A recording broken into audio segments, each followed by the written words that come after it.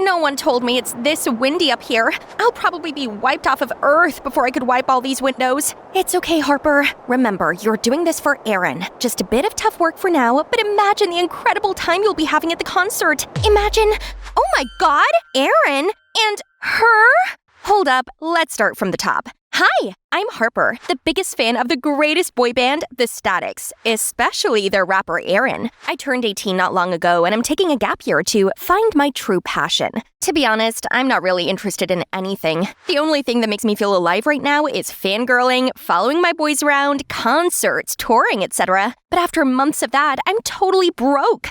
Not to mention, Aaron's having his solo debut album. So, having no choice, I asked my super sweet boyfriend Kirk to lend me some money. But, again, all you ever did was spend relentlessly on this trash. You don't study, nor get a job. How are you expecting to afford it all? Do these idols feed you or give you a roof over your head? I don't think so. I can't help you forever either. Trash? He called my passion trash? Excuse me, I asked for a loan. Not like I was robbing him. He wasn't like this the other times. Finally showing his true self, huh? Fine, I don't need an unsupportive boyfriend. Anyone that stands between me and my happiness can get lost. So, we're over. Whatever. But wait, I still need to come inside as Kyra's bestie, not as your girlfriend. You might be wondering what kind of relationships I have going on here. Well, I actually befriended Kyra first. We were both ecstatic. Fandom of the Statics. If you know, you know. Fangirls bond is stronger than any friendship.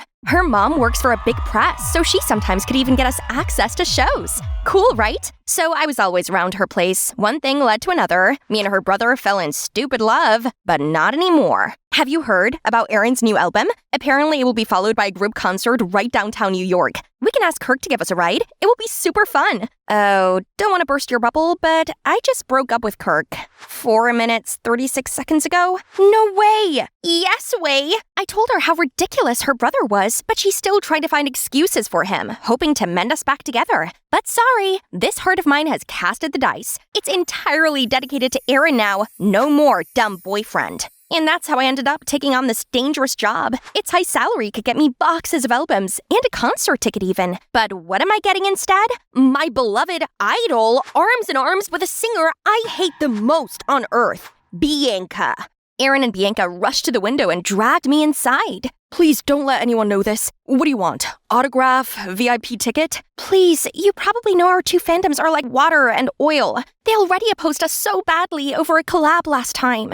Yeah, of course I know, because I was the one who opposed. Seriously, what does Aaron see in this girl? She always says controversial stuff, gets caught in dating rumors with all guys on Earth, parties 24/7, and her songs suck. But, on a second thought, it's not every day to have the two hottest celebrities on their knees before me like this. Maybe I should act wisely. Either way, this is the lifetime opportunity for me stepping into Aaron's life, isn't it? Okay, I'll keep a secret on one condition. Let me be the manager of Bianca. Bianca's manager? Who's looking for me? Wait, who are you? But he didn't even bother to wait for my answer and started stacking out bunches of stuff for Bianca to sign. Being a manager ain't a joke. See, Will's been doing this for years and still struggling. Well then, more reason for me to step in. So I walked over to give him a hand. This poster is mid. Next time, let me handle it. Trust me, I've designed countless stuff for fan events. The title track this time is a bop, but without a good promotion, it turned into a flop. I suggest you make some TikTok challenge for it. I'm a girl Bianca's age. I for sure understand her and the fans more than you. I'll be useful. Right, guys? Yeah, sure. She has a point, Will. You do need an assistant. Right then, Will had a phone call. Seemed urgent. After hanging up, he turned to me. Fine. It's true that I'm overloaded. I have to check stuff at the venue right now, but Bianca has schedules at the radio station in an hour. Can you get her there? Sir, yes, sir. Just like that, I helped Will around, and it's safe to say I was basically Bianca's sub-manager. Life was pretty sweet. I got to tag along to shows for free, while keeping an eye on my love rival. I sure enjoyed playing God with my new puppet. Everything Bianca eats has to get my approval. Bye-bye, yummy tacos and burgers. She's only allowed to use the phone at certain times of the day. Stop texting boys and start working on your terrible music, honey. Then tell those annoying boys to stop bothering me. Even her sleep is strictly fixed, just because I love seeing her suffer. And I make sure her schedule is packed. Vocal training, dance practice, filming content. Girl, you have a lot to work on. But on days where she worked with the statics, I'd let her off a little. Still, that doesn't mean these two could flirt under my nose. Seriously? It's like you guys are begging to get caught. Think about your future. This dumb fling won't matter a bit the day your career's on the edge of failing, won't it? I'd make a good manager, right? But I occasionally saw Liam, another member of Statics, being way too chatty with Bianca. Well, as long as it's not my Aaron. But I know someone who wouldn't like this. Kyra, as Liam's her bias. I guess the rumors are true. Liam is a playboy. And to prevent Aaron from getting caught in the same thing, I accidentally arranged Bianca's schedule to be 100% off with Aaron's, so they couldn't meet up. But Bianca still asked me to bring him gifts often, and surprisingly, Aaron wasn't too upset about his girlfriend not showing up. I guess I can get him in another level that Bianca couldn't. We soon talk a lot and hang out also, and he literally blurted out about how Bianca was so uptight, how some of her annoying habits gave him the ick, and that being with me was so much more comfortable. Uh-oh, sounds like love's fading. On the other hand, Bianca was extra upset that they still couldn't date on their anniversary. Not on me, though. Aaron himself didn't want to see her and made excuses about how paparazzi had been up on his grill because he's been doing so well lately. But Bianca has had enough with this all. She wanted to go public. I heard her talking to Aaron on the phone about it. No, that's not gonna happen. I have to be a step ahead. I immediately searched for a photo, then posted it anonymously on a fan forum. If Aaron goes public with anyone, it's gotta be me. But oh boy, maybe I've not thought this through. What was I even thinking? The next day, the internet went crazy and it's all negative comments. Thankfully, Aaron's side has spoken up and calmed it down by fabricating a story about how this was from a long time ago. And it was his first love, blah blah. Anything, as long as things go down. I haven't even finished my sigh of relief, then out of nowhere, Aaron's stomping into our studio looking furious. R.I.P. me. Bianca, have you lost your mind? I told you I did not agree. Why did you post our photo? Are you trying to sabotage me? Sorry that you don't have a career so you can act careless all you want. But I do. I have my reputation and an army of stupid fangirls to please. I was frozen, as well as Bianca. Right then, a call came from Kyra. I swiftly sneaked out to take it. It's you, right? The lucky girl in the photo? I can tell by just one look. Last time we talked, you only mentioned seeing Bianca in real life or something. When did Aaron come into the picture? How could you not tell me? I was dumbfounded, didn't know how to handle this. I mumbled out a few words so Kyra would keep this a secret and that we'd talk later. Okay, gotcha. But then help me meet my Liam, please. What? No, trust me, he's a player. They all are. Get over him. So Kyra recognized me that easily, but why Aaron didn't? He even mistook me with his so-called girlfriend, Bianca. That picture was also taken at the secret balcony of his penthouse that he swore he'd never taken anyone there before. Having too much on my mind, I wandered to his place, but ran into Liam?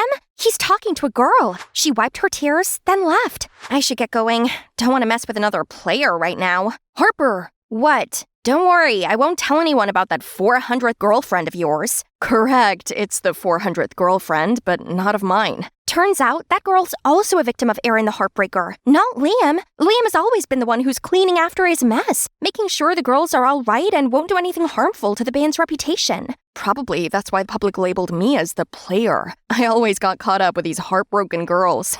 And now you...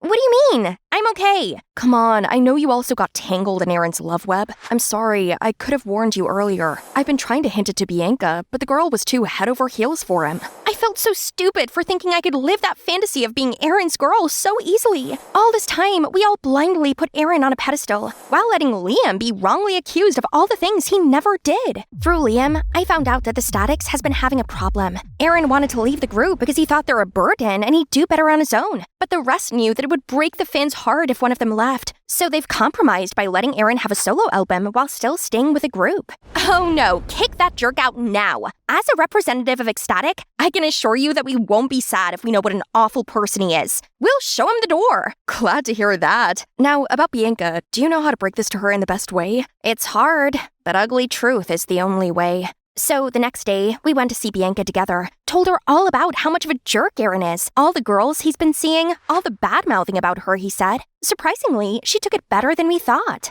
Thank you, too, for looking out for me. I know he's bad, but I thought I'd been able to change him. But yesterday when he came throwing a fit at me, I realized that I deserved better. Oh, poor Bianca. I really owe her a zillion apologies. I asked Liam to give us a minute and came clean to her on everything. On the photo I posted, on how I intentionally got in between the relationship, on my dumb rules just to get the better of her. I'm truly sorry. I'm just a Delulu fangirl after all. I'm really sad to hear that because at some point I did consider you a friend, especially your ridiculous rules. It helped me a lot. Look, you kept me on a strict diet, helped me get a healthy sleep schedule, made me practice more, stay off my phone, no more doom scrolling and obsessing over hateful comments. I can assure that you've helped me become a better artist and human overall, even though it's by accident. You are seriously too nice. How come I spent all these years hating on you? I'm sorry, and I don't think I should be around here anymore. I'd better go back to my normal life.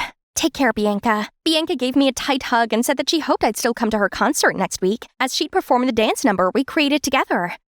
Liam was nice enough to accompany me to Bianca's concert. I did ask Kyra if she wanted to come along, but she was all cranky. Bianca's concert? Are you an ecstatic anymore, Harper? She's our enemy. Kiddo, if only she could see past the hate. She could have met her Liam now. The show was going on smoothly. Bianca perfected our dance routine. I was so proud. But as she went to get ready for the next song, a strange VCR got played. I'm a selfish fanatic. A friend's betrayal, a gold digger, a delulu, and on screen were pictures of me. No! Is this why Bianca insisted I come? Is this her paying back? Or is this Aaron's? Or Liam's? Suddenly, Bianca on the mic snapped me out of the panic attack. And I'm all the worst things without your love. Ladies and gentlemen, your favorite track from my second album, here's Without You. Everyone cheered loudly, but a voice behind me took me aback. No, guys! That's not what the video's about! The lunatic is here! This one! Oh my god! Liam quickly shushed her and we dragged her outside. Turned out my dearest sister from another mother did this to me. Why? I hate you. I know everything now. Don't forget who I am. Nothing in this fandom could be hidden from me. You got to befriend the boys, but ghosted me because you want them all to yourself, huh? After everything we've been through, all the shows my mom helped you get in, you bewitched Aaron, sided with Bianca, then called my Liam a player. But look who you're with now. On top of that, you dumped my brother for a stupid reason. The player here is you. This is a mess, and it's really my fault. I should have filled Kyra in on everything sooner. Seeing her right now reminds me of the exact same person I was just last week. The same hot-headed, immature fan. I couldn't blame her. I apologized and told her everything. And with her dearest Liam's help, Kyra, though still mad, started to be more understanding. I love you, and I hope you will soon see things the way I do now. Idols are also humans. They're not all glitters and gold, so we can't expect them to be all perfect, then refuse to see their wrongdoings, or nitpicking trivial things just because it's not up to our expectations.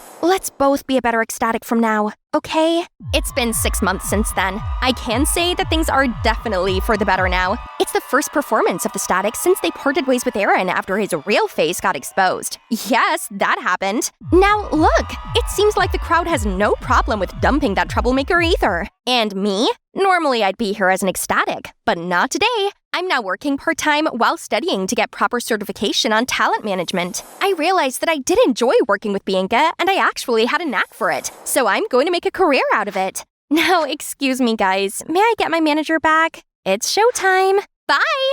Hi, I'm Kaylee from Washington. I might dress like a boy, but I'm actually the girliest girl you could ever meet. Before I continue, please like and subscribe. I was born with shiny blonde hair and blue eyes, just like my mom. I never met my dad, but it wasn't really a big deal. There's no need to live in some fancy castle to feel like a princess. I was already one in my mom's eyes. She always pampered me with the cutest things in the world. You could give Rapunzel a run for her money, sweetheart. But tragically, Mom left me in an accident when I was 10, and I had to move in with Selena, my mom's friend. She lived in a mansion where there was so many people dressed just like her. As soon as they saw me, they started to ooh and ah at me. What a porcelain doll. Bet she'll win any beauty pageants. She's just too lovely to be real. Shh, Miss Sanchez here doesn't like anyone who's prettier than her daughter. Yeah, she's been in a foul mood ever since the master left for his mistress. I only caught a bit of what they said. before Selena dragged me into a corner. Sweetie, you heard them. Boys are bad news. Just look at your dad, for example. So stay away from them. Got it? And the only way to repel them is if you look more like them.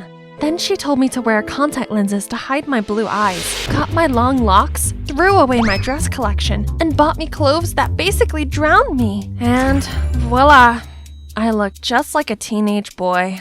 One day, I was alone in the kitchen when I heard someone shouting, "Bring me 2 smoothies now!" I brought in 2 avocado shakes, but accidentally splashed one all over this girl's face, turning her into Shrek. Watch what you're doing! My daughter's angel face is destined to be Miss USA! How dare you! I'm sorry, ma'am. Relax, Mom. Avocado face masks are all the rage anyway. Sadly, I still had to take my punishment, but suddenly the girl walked towards me. Hey, I'm Beatrix. Let's go and play. But Don't worry, I'm here. My mom won't punish you anymore. Then she took me to her room. Wow, she even has a castle inside? Beatrix then put some wigs and makeup on me. I looked at myself in the mirror, and memories of my mom came rushing back. I quickly pulled out the photo of her that I carried with me all the time. We looked so alike. I was about to take my lenses out when Selena stormed in and dragged me back to my room. Don't you ever let me catch you here again, and keep your distance from Little Mistress. We're not from the same world as people like that, remember that? But little did Selena know, Beatrix had just asked her mom to allow me to go to school with her. And ever since then, we've been literally inseparable. I mean literally. She clung to me from living room to kitchen, from home to school. Honestly, the only time I could have a moment of peace was when I went to the restroom. Phew. Oh, maybe not. And each time we hung out was more than torture. I had to fight against the urge to act girly, hit my own hands whenever they started to reach for those pretty things, and now they ended up swollen. Think I'll glue them in my pockets next time. Then, one day, I arrived at school to the most terrible news ever. Kaylee, one of our female rugby players, got injured, so I put you on the team. What on earth?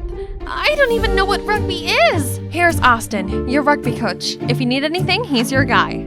You know him? He might be handsome, but something about him screams bad news. People call him Awful Austin. You better watch out.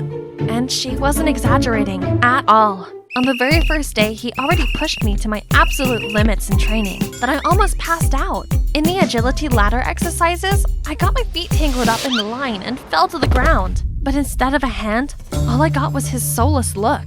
Then one time, I missed the ball, causing it to hit another player. Hey, is this a joke to you? Do it properly. Keeping all Celine's words in mind, I zipped my mouth up and ignored him, who was definitely a boy. Oi, what's the attitude? You're bringing the whole team down. See? Cat got your tongue? Faking dumb doesn't work here. From tomorrow, extra training. No excuses. Beatrix was right. He was a devil. I was dragging my aching body home after training when I noticed a cute cat and stopped to pet it. The cat ran away, so I followed it and ended up at the back gate of the school, which was totally off limits. I've never been here before. Whoa, look at this beautiful mural. It's so mesmerizing. What you doing here? Awful Austin? Anyway, did you paint this? It's amazing. Of course not. Stop crying. He was such a terrible liar. But to be honest, I didn't expect some jock like him to be interested in art, let alone actually be good at it. What are you two doing here? Don't move! Oh no, the guard has spotted us! Austin immediately grabbed my hands and started running. We hid in a small alley, and he pressed me against the wall with his strong arms. My heart was racing like crazy, and I could feel his too.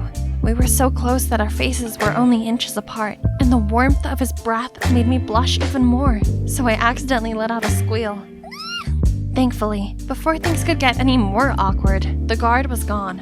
Don't even think of breathing a single word about this. Weirdly, this time his words didn't hurt at all. Maybe because I knew, beneath his tough jock exterior, he had his own secret, just like me. I like your painting, so no need to hide it.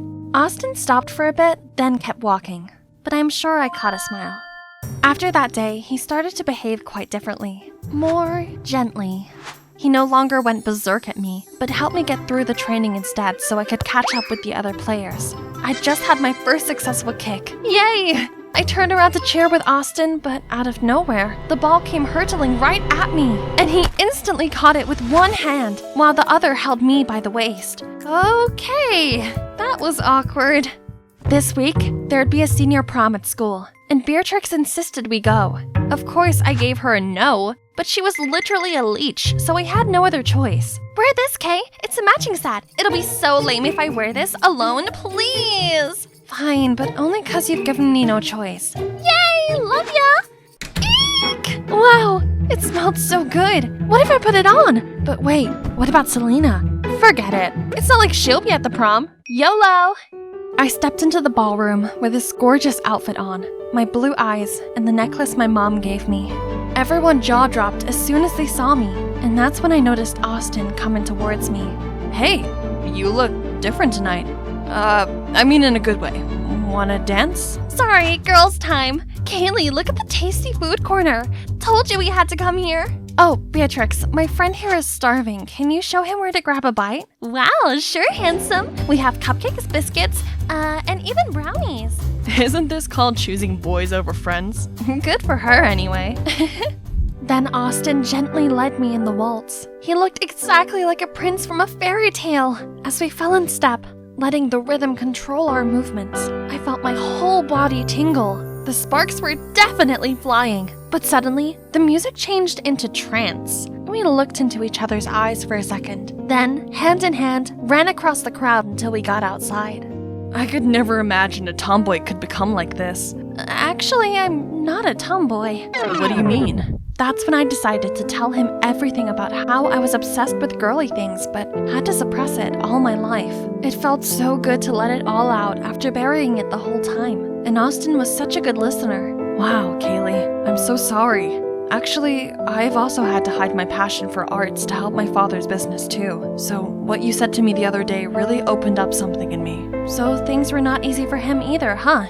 Suddenly, he pulled out a sketchbook and started drawing me. I wish this moment would last forever. His face then went all serious, but not in a cold way as usual, but instead beaming with passion. Our eyes met, and I thought my heart was gonna jump out of my chest. And yes, I hoped this moment would last forever too. Then suddenly, he leaned closer to fix my hair. I was ready for a kiss. Then, Kaylee! Selena? How did she find out about this? Man, you know what's coming next. I can't believe you'd be this reckless. You're not my mom, and not every boy is like my dad. You were wrong. Mind your manners. Get changed now. Right then, Mrs. Sanchez came to interrupt us. Hang on, are her eyes blue? And what's this?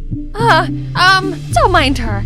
I bought this half price at the swap meet, ma'am. Then she signaled for me to flee the scene. If Mom were here, she'd understand the way I feel. Blinking back tears, I suddenly felt a warm hand on my shoulder. Are you alright? I saw you leave with Austin. Did he cut your hair? It looks shorter. I'm okay, Beatrix. Oh wow, I have a similar necklace that my dad gave to me. This was from my dad too, except that I don't actually know who he is. Maybe your dad is my dad? 0 for the joke, Beatrix. Oh, but why did Selena lie about the necklace to Miss Sanchez? So I went to find Selena right after, and she told me the most shocking thing ever. Beatrix's dad, the former master here, was actually my dad. He seduced Mom, who used to be a maid here too. When Mrs. Sanchez found out, both of them were kicked out of the house. Then knowing Mom was having me, he dumped her right away. Selena was afraid Mrs. Sanchez could see Mom in me, and so she had to force me to disguise myself. Wow, this was seriously messed up. Keep your identity a secret by all means or we're doomed. Understand? I was in complete shock, but I knew I had to be more careful from then on. For the whole week after, Mrs. Sanchez seemed to be in a good mood. One day, she even asked me to go shopping with her. But a wedding dress studio? Is there a wedding coming, ma'am? Yes, and it's yours, you filth! You have to pay for your mom's karma for stealing my husband! So, she knew everything? I tried to bolt away, but immediately got caught. Then she took me to this luxurious house, and guess who I met? Kaylee, what are you doing here? Austin? What? What do you want?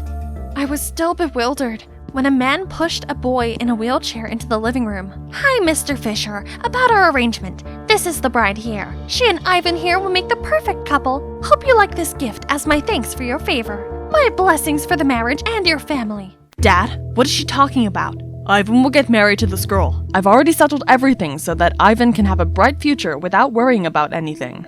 Excuse me? I've had to put aside my art dream to enroll in business school, as you wished, and now you want to control my brother's life too? I object to this marriage, because I love her! Then he pulled me away, leaving Mr. Fisher frozen in shock. Kaylee, I'm so sorry you had to meet my dad in such an awful way. I promise to never let anyone treat you like this again. No worries. I have to thank you instead. Your words really woke up the courage in me. Austin offered to help me talk things out, but it's time for me to fight for my own good. I came back home to see Mrs. Sanchez flying into a rage. How dare you bring your face back into this house? You cruel woman! I will not marry someone else just to pay off your debt! Right at that moment, Selena walked in, and she literally turned into a bull. How dare you do that to my child? I had to stop her from lunging towards Mrs. Sanchez. So how about what you all have done to me?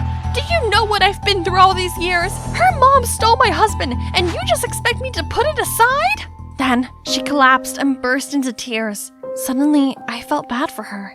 I'm sorry for everything that happened to you, but it doesn't mean you have to punish yourself with it, or grant yourself the right to dictate others like that. She owes you nothing, and you have no right to control others' lives.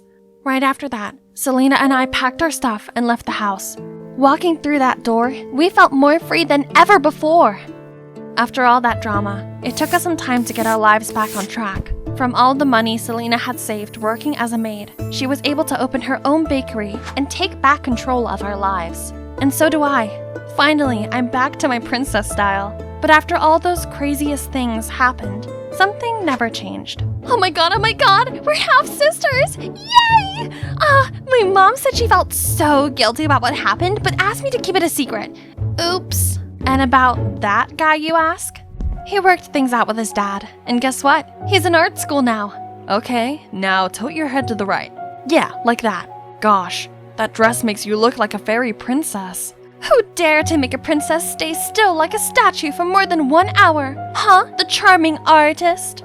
Shh, it's almost done. I beg your pardon.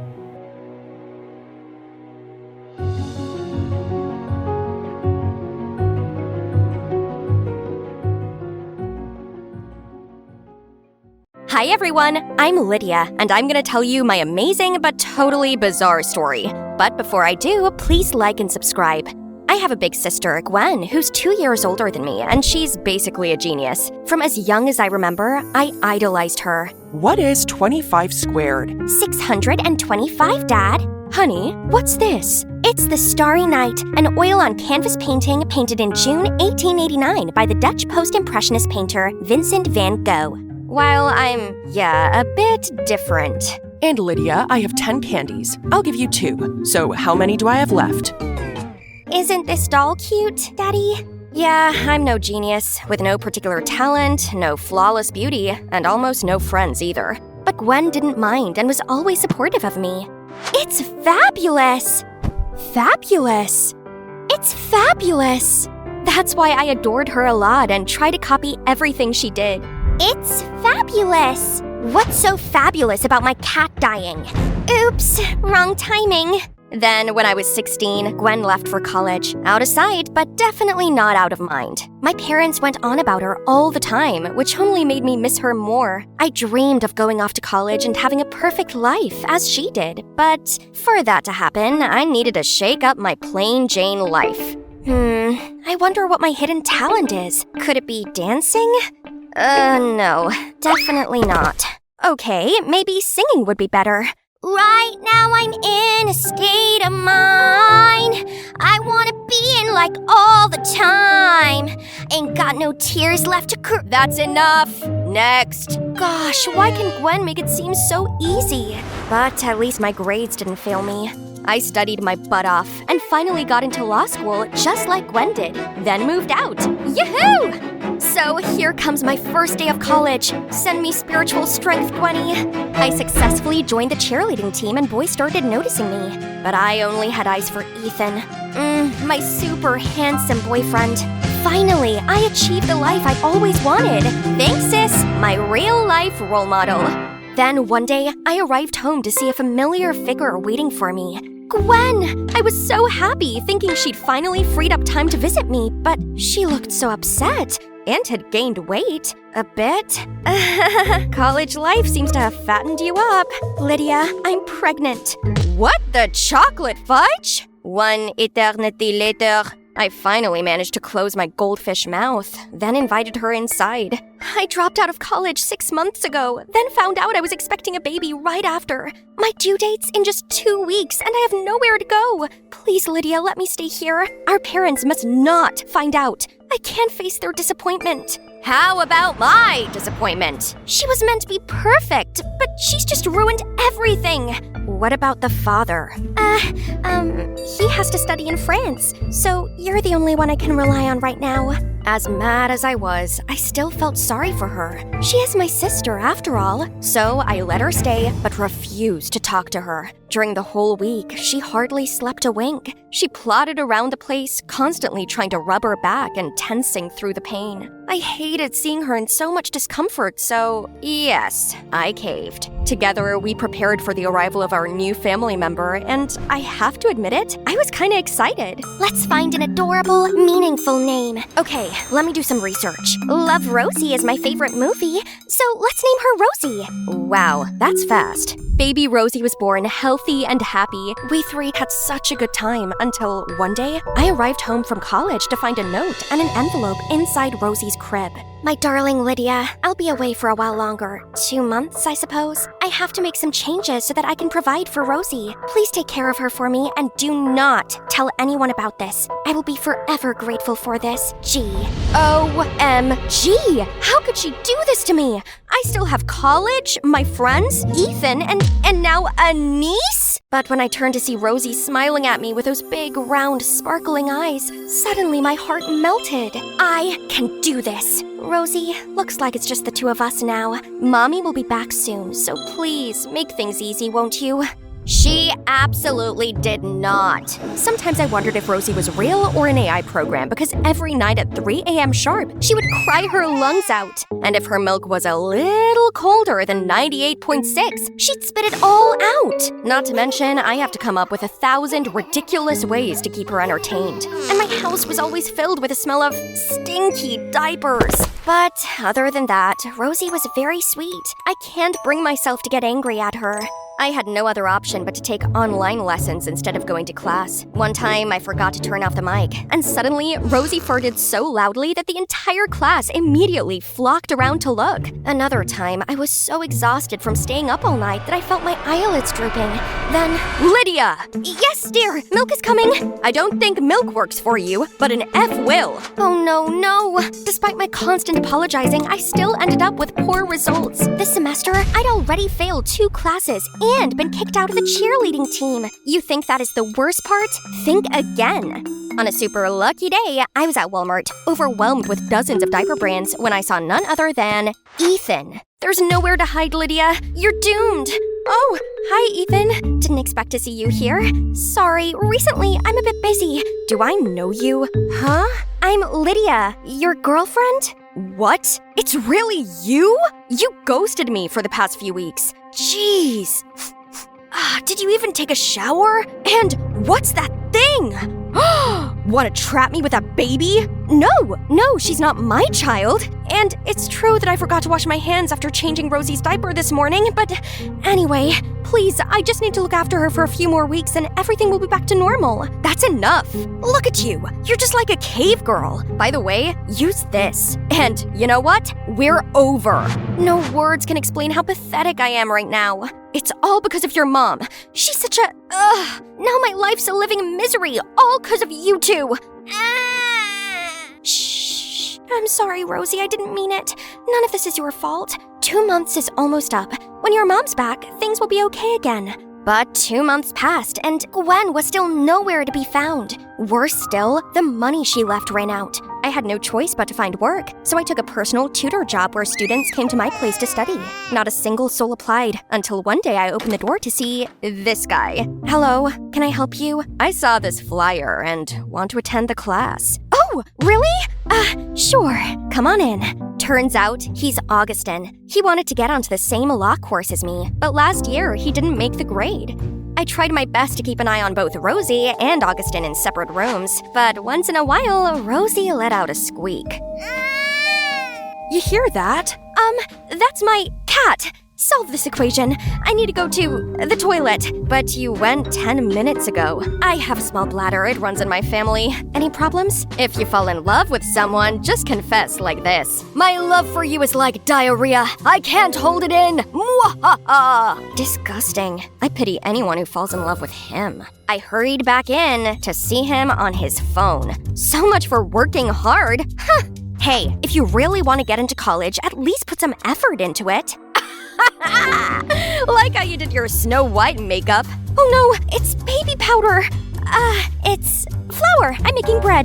Didn't know you can make bread in the toilet. It's okay, teen mom. No need to hide your baby anymore. No judgment here. Seeing as the game was up, I told Augustin the truth. Surprisingly, he seemed understanding and even asked if he could see Rosie. Whoa! Who knew Mr. Jokester could be so good with babies? I've never seen Rosie so full of joy and laughter like that. Gradually, I no longer saw him as my student, but more like a friend. It's not like he came to my place to study anyway. We talked a lot, even outside tutoring sessions, and I learned so much about him. You'll never fulfill your law school dreams by playing games all the time over studying. Who said law school is my dream? And this is not a game. Huh, a fashion website? Don't tell me it's yours. Yeah, I'm the founder of this brand. No way! And what's this? Can you really sell this plain cap for $200? It's not about the cap, it's about the brand's design. He then told me he had always dreamt of opening his own fashion chain, but his parents never supported it and just wanted him to be a lawyer like them. That's why he was never serious about his studies and messed about. So, what's your dream? Become the best judge in America? It's totally not a hard question, but why am I speechless? I just want to be as cool as my sister, but she's not so cool anymore. Right then, Rosie squealed and filled her diaper, which somehow saved me from the situation. But Augustin's question got me thinking. I need to find the answer. You look distracted. What's on your mind? I found it! I want to be perfect! That's vague. How do you define perfect, though? Does it make you happy? I'm not sure. How about this? Have you ever thought about it? Oh, this is nonsense. Forget it. I've forgotten to take care of myself for so long. My boyfriend dumped me, and now my friends also ignored me. I became a loser, all because of a baby. Right then, my lecturer emailed me. A last-minute spot had come up on the debate team for the most important competition of the year. This is my big chance. But how was I supposed to care for Rosie and prepare for it? After a whole night of tossing and turning, the doorbell woke me. Was it Gwen? Oh, it's just some strange guy. Hi, you must be Lydia, Gwen's sister. I'm Kyle, Gwen's boyfriend, and her baby daddy. What on earth? Look at him! I didn't know Gwen had such a weird taste in men. Aren't you studying in France or something? What? Yeah, but without my baby, France, Germany, or even the North Pole are all meaningless. Can I see her now? And after that was the reunion of the century. Thanks for taking good care of Rosie, but now I'll do it. That's my duty as her father anyway. Kyle might look intimidating, but he seemed to love Rosie sincerely. So even though it broke my heart, I gave Rosie to her dad. Besides, there's a huge opportunity waiting for me. I put all of my focus into studying, and it was all going amazingly. I ate the competition and left no crumbs, then even got invited back onto the cheerleading team. My dream life was back. But why did I feel like I had this big hole inside of me? Congratulations, best debater of the state! Thanks. Sup? You took back everything you wanted. Why the long face? I don't know. I just feel empty. So, what can we do to make you feel happy right now? So, here we are, at Rosie's place. What's that loud crying and scolding sound? I impatiently pressed the bell, and Kyle took forever to answer. OMG, is that cigarette smoke? And look at the house! It's a huge mess! What are you doing to Rosie? That's it. Give her back to me. You have no right to take her away from me. The only one who can raise Rosie with me is her mother. So tell Gwen to come back to me. What? You didn't talk to Gwen about this? Last warning. Tell Gwen to come here and ask to be my girlfriend again. Then I'll consider giving her the baby back. Excuse me, it's father-daughter time now. I fell on my knees like all my strength was drawn away. It's all my fault. I handed Rosie to him. Calm down, Lydia. Let's try contacting your sister first. I called Gwen a million times, but no surprise, she didn't pick up. So I shot her a message about the current situation and asked her to show up ASAP. Me and Augustin waited outside Kyle's house for ages, and right when we were about to give up, Gwen finally appeared. We banged on the door, but that jerk Kyle refused to let us in.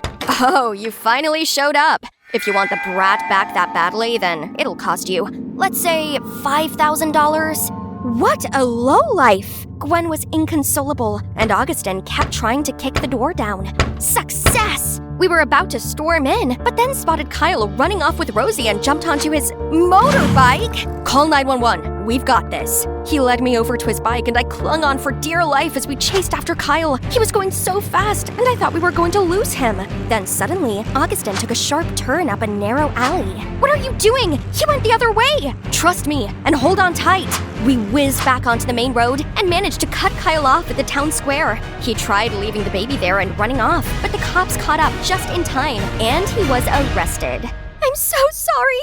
I shouldn't have left like that. I put you all in such terrible danger. All I wanted was to make things right. Gwen, it's okay. We're all okay. After that, we all went back to her dorm. Turns out she's now a journalism freshman. And I cannot believe my eyes. How could she live in a place like this? Why are you? My life wasn't full of roses at all. The perfect image that I built up was all fake, and it completely wore me out. But this is real. It's what truly makes me happy, so please understand. I didn't know that, but I'm glad you found your dream. You'll always be my coolest sister. And with a holding hand, Gwen found the strength to tell our parents everything.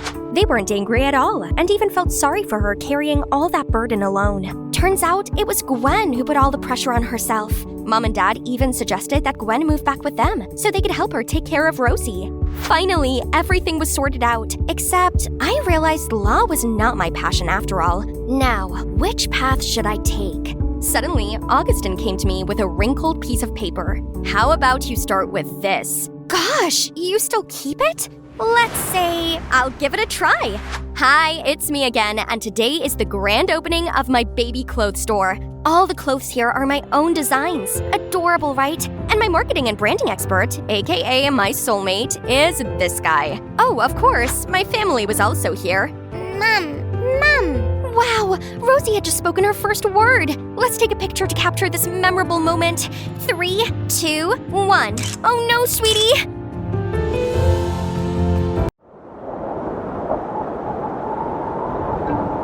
Aha! A snowstorm's coming. Perfect for a race.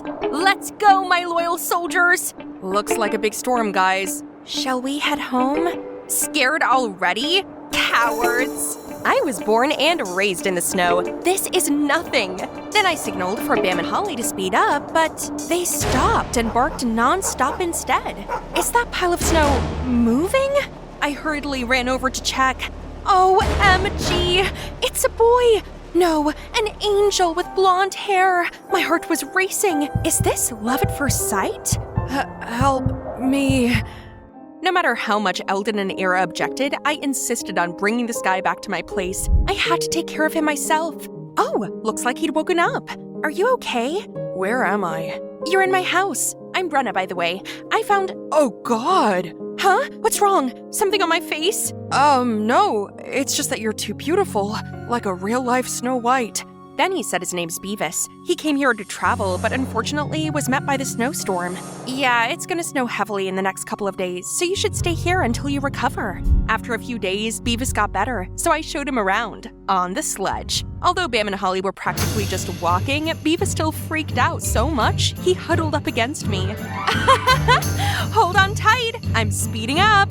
We went up a hill, then through a pine forest and arrived at, ta-da, probably the biggest frozen lake he had ever seen. I taught Beavis how to drill a hole in the ice, then he excitedly dropped the fishing line.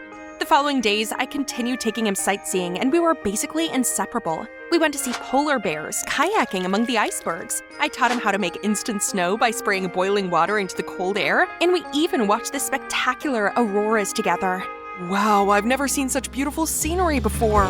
Yeah, and I'd never seen such a beautiful face before. Just like that, Beavis spent day after another with me here in the Arctic. It's been so much fun, but for some reason, my friends Eldon and Era were not having any of it. They seemed to hold grudges against him or something.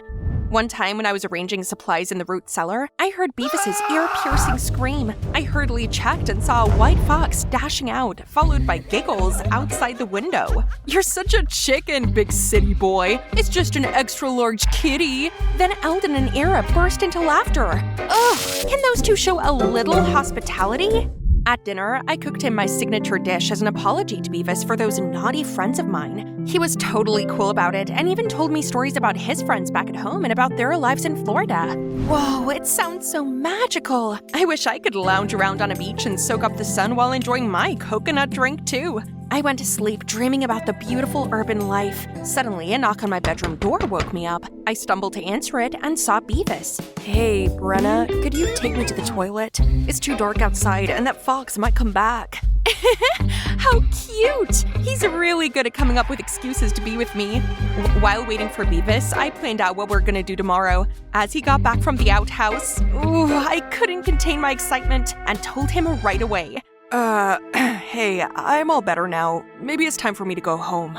Huh? Why so sudden? I'm sorry, but I really can't take this anymore. No, how could my first love end this fast? It hasn't even started. Brenna, it's so tough for me to live here. I don't want to boil ice every time I need a cup of water or go to the toilet out in the freezing cold. And how tiring that we can only go around on sleds. But even if we had a car, there's literally nowhere to go in this gloomy place. But still, I've endured it all this whole time because I can't leave you. I think I'm in love with you. Beavis, How about you going to the city with me so that we could stay together? Oh my, it turned out that we both have feelings for each other, but because of that, he had to suffer in silence. Such a sweet guy. And it's true, he wasn't built for this harsh climate. He didn't belong here. The next morning, I told Eldon and Era that I wanted to hang out in Miami for some days. Brenna, I don't think it's a good idea. That pansy boy must have coaxed you to do this. Don't buy those sweet words. I tried my best to explain how nice and polite Beavis was, but they wouldn't listen. Girl, he got you all blinded. You've only known him for a few days, not enough to tell what kind of person he is. Can't believe you're just one of those shallow girls. Who are you calling shallow? Yeah, right. I was blinded. Blinded by his kindness. Then I stormed off, leaving Eldon and Era behind. I just worry about you. Yeah, right. Worry? Or are you just jealous of me? I came home to a shivering Beavis. He couldn't stand this freezing weather anymore, and I couldn't bear seeing him like this either. So I told Beavis that I would go with him. Look how happy Beavis was, and I too was excited to visit his hometown. It's gonna be fun. It took only less than 2 days for us to arrange things out, buy the tickets, ask Era to look after Bam and Holly, and we're good to go. After a long flight, we're finally here. It looks like a completely different world in front of my eyes. Crowds of people rushing left and right. Suddenly, I spotted something. Oh, that looks just like my Holly. What a spoiled husky. At that age, my two buddies were already the best sled dogs in the area. Oopsie. City folks don't seem too friendly, do they? Huh? What else? Why is it moving so fast and non-stop?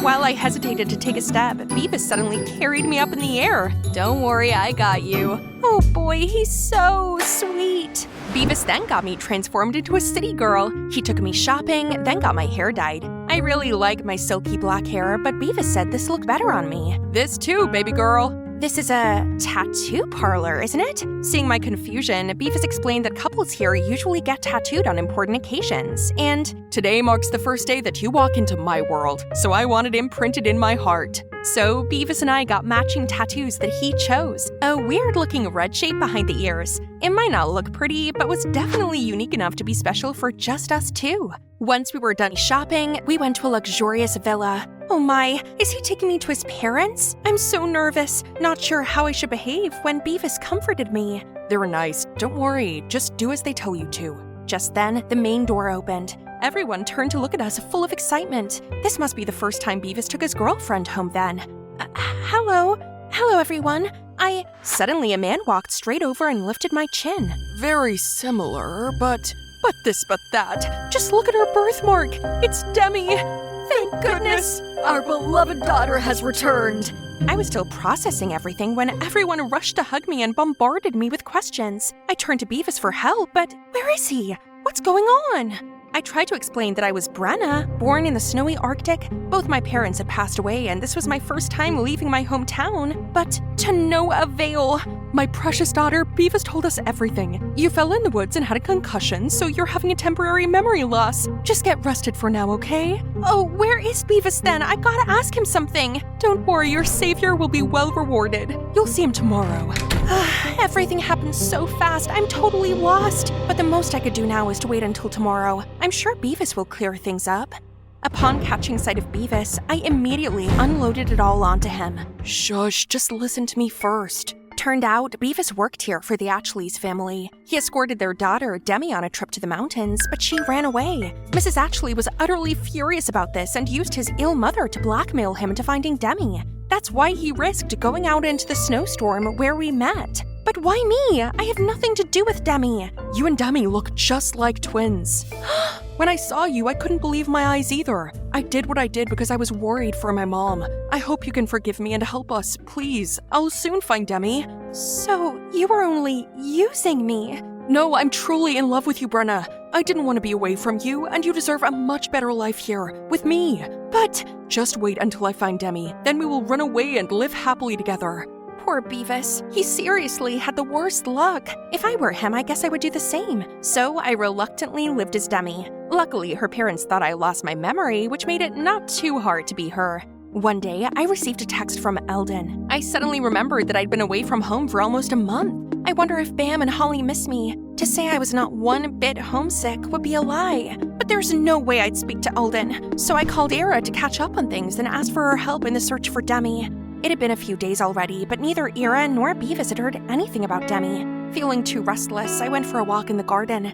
Wait, what's that noise? Eldon? See what you got yourself into, idiot? Told ya, I saw right through him. Why are you here? And what are you talking about? Era already told me. Beavis obviously only sees you as someone else's replacement. He doesn't love you. Let's go home. No, let me go! Stop bothering my girl! Leave me alone, please! You're only making things worse. This place has everything and it's much better than a hellhole in the middle of nowhere. Live there all you want. Don't drag me down with you.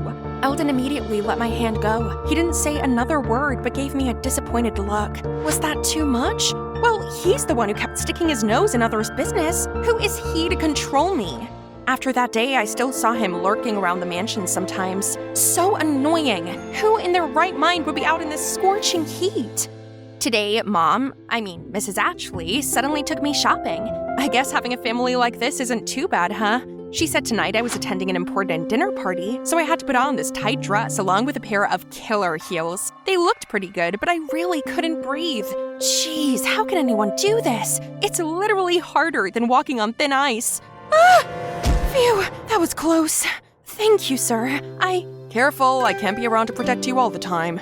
Eldon, why is he still so kind to me? I wanted to say something to him, but Mom already signaled for me to hurry up from afar. I rushed to the car, leaving him there. Thanks to Mom's preparation, the guys there were staring at me without blinking, especially this special guest. Mom told me that I was supposed to be smiley and friendly to Otis, but how was I supposed to do that when he kept rambling all these boring stories? My eyes wandered around, searching for Beavis and an excuse to leave. What are you looking for, sweetie? The most important person is already right in front of you. Ugh! I pushed him away, then ran off. There Beavis is. We should get out of this boring place. Oh, Mrs. Atchley's here too? What? That's it? I risk being in danger just to find her and bring her back to you. Don't take me for a fool. I'm only her stepmother, but I can tell that girl isn't Demi. I just let you off since she resembled her quite a bit. You're in no position to demand. But didn't you get Otis all smitten also? Isn't that all you care about anyway? So give me my money. I had to rack my brain to sweet-talk that girl into coming here. That means your sickly mother doesn't exist either, does she? Oh, sweet, you've heard it all. So what if that's true? You won't get a dime. I'll expose your scheme. Where are you going, sweetheart? It's bedtime. So my phone was confiscated and I've been locked in this room for 3 days straight. They wanted me to give in and date Otis, but no way. I tried every possible way to escape, but always ended up getting caught. One morning, I was woken up by dogs barking. Annoyed, I went to the balcony to check and saw Eldon and Bam. Eldon signaled for me to stay calm and flew a paper plane to me, then swiftly left. Let's see. Fine then, if that's what he wants. Let's end things here once and for all. I agreed to date Otis like the Ashleys demanded. I even enthusiastically chose my own outfit, did my makeup with a cute hairstyle. Mr. and Mrs. Ashley were very pleased with that. They couldn't hide their excitement and even stood at the gate to welcome Otis when he came to pick me up. As his supercar arrived, Otis, the preppy guy, had just stepped out when Eldon signaled Bam to charge at him and scared him away. Meanwhile, the Ashleys were screaming for security. I was gonna leave in the midst of the chaos, but don't you dare run away! Ugh! Holly jumped out of nowhere and made Beavis fall to his knees. Holly then bit on his pants and dragged him around. Good job, baby! Right then, a car stopped in front of us, and a girl stepped out who looked just like me. This must be Demi! Who are you? Why do you look exactly like my daughter? What kind of father are you to not recognize your own child? This is precisely why I ran away from home. After that, Demi exposed her stepmother and Beavis's evil plan in my stead. Demi's dad frantically apologized to his daughter and admitted that he'd always been so caught up with work that he overlooked family and his wife's scheme. Get out of my sight at once, and don't even think about bringing a dime with you. Then Eldon dragged me into the car, and in the driver's seat was Ira! Thank you, Ira. just me. Eldon did most of it. I shyly looked over at Eldon. Thank you, and I'm sorry. It's okay, we're friends after all. I'll take care of you at all costs. Anyway, just hope that you've learned your lesson now, Brenna. Not all that glitters is gold. Eldon's right. This beautiful city is glamorous, but I don't belong here. I belong to the wind and snow, to the winterland I call home. Time to go back. The trip to the city was like a fever dream, but let's leave it all behind, cause I'm busy racing with Eldon. As expected, he's always as slow as a turtle. Hi, this is for you. For me? What's the occasion? The day we stop being friends. Brenna, what do you say if we become more than friends?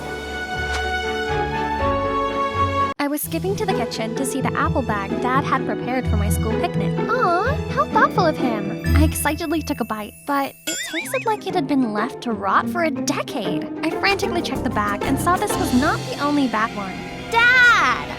Hey, I'm Doris, and things like this are an everyday occurrence for me. My dad's clumsy and colorblind, two contributing factors that sure make life interesting. Since Mom passed away, I had to watch him like a hawk, else you betcha he'd mess stuff up. One time he roasted a turkey, but it was so raw as if it would jump off the plate and run around the house. And on my last birthday, he got me a pair of mittens with one bright orange and one neon green. I reluctantly tried them on, looking like a clown while people burst out laughing. Despite all that, he's still an awesome dad in my eyes. A super talented artist with incredible artwork, provided he lets me label the paint colors. And also a really big supporter of my dream.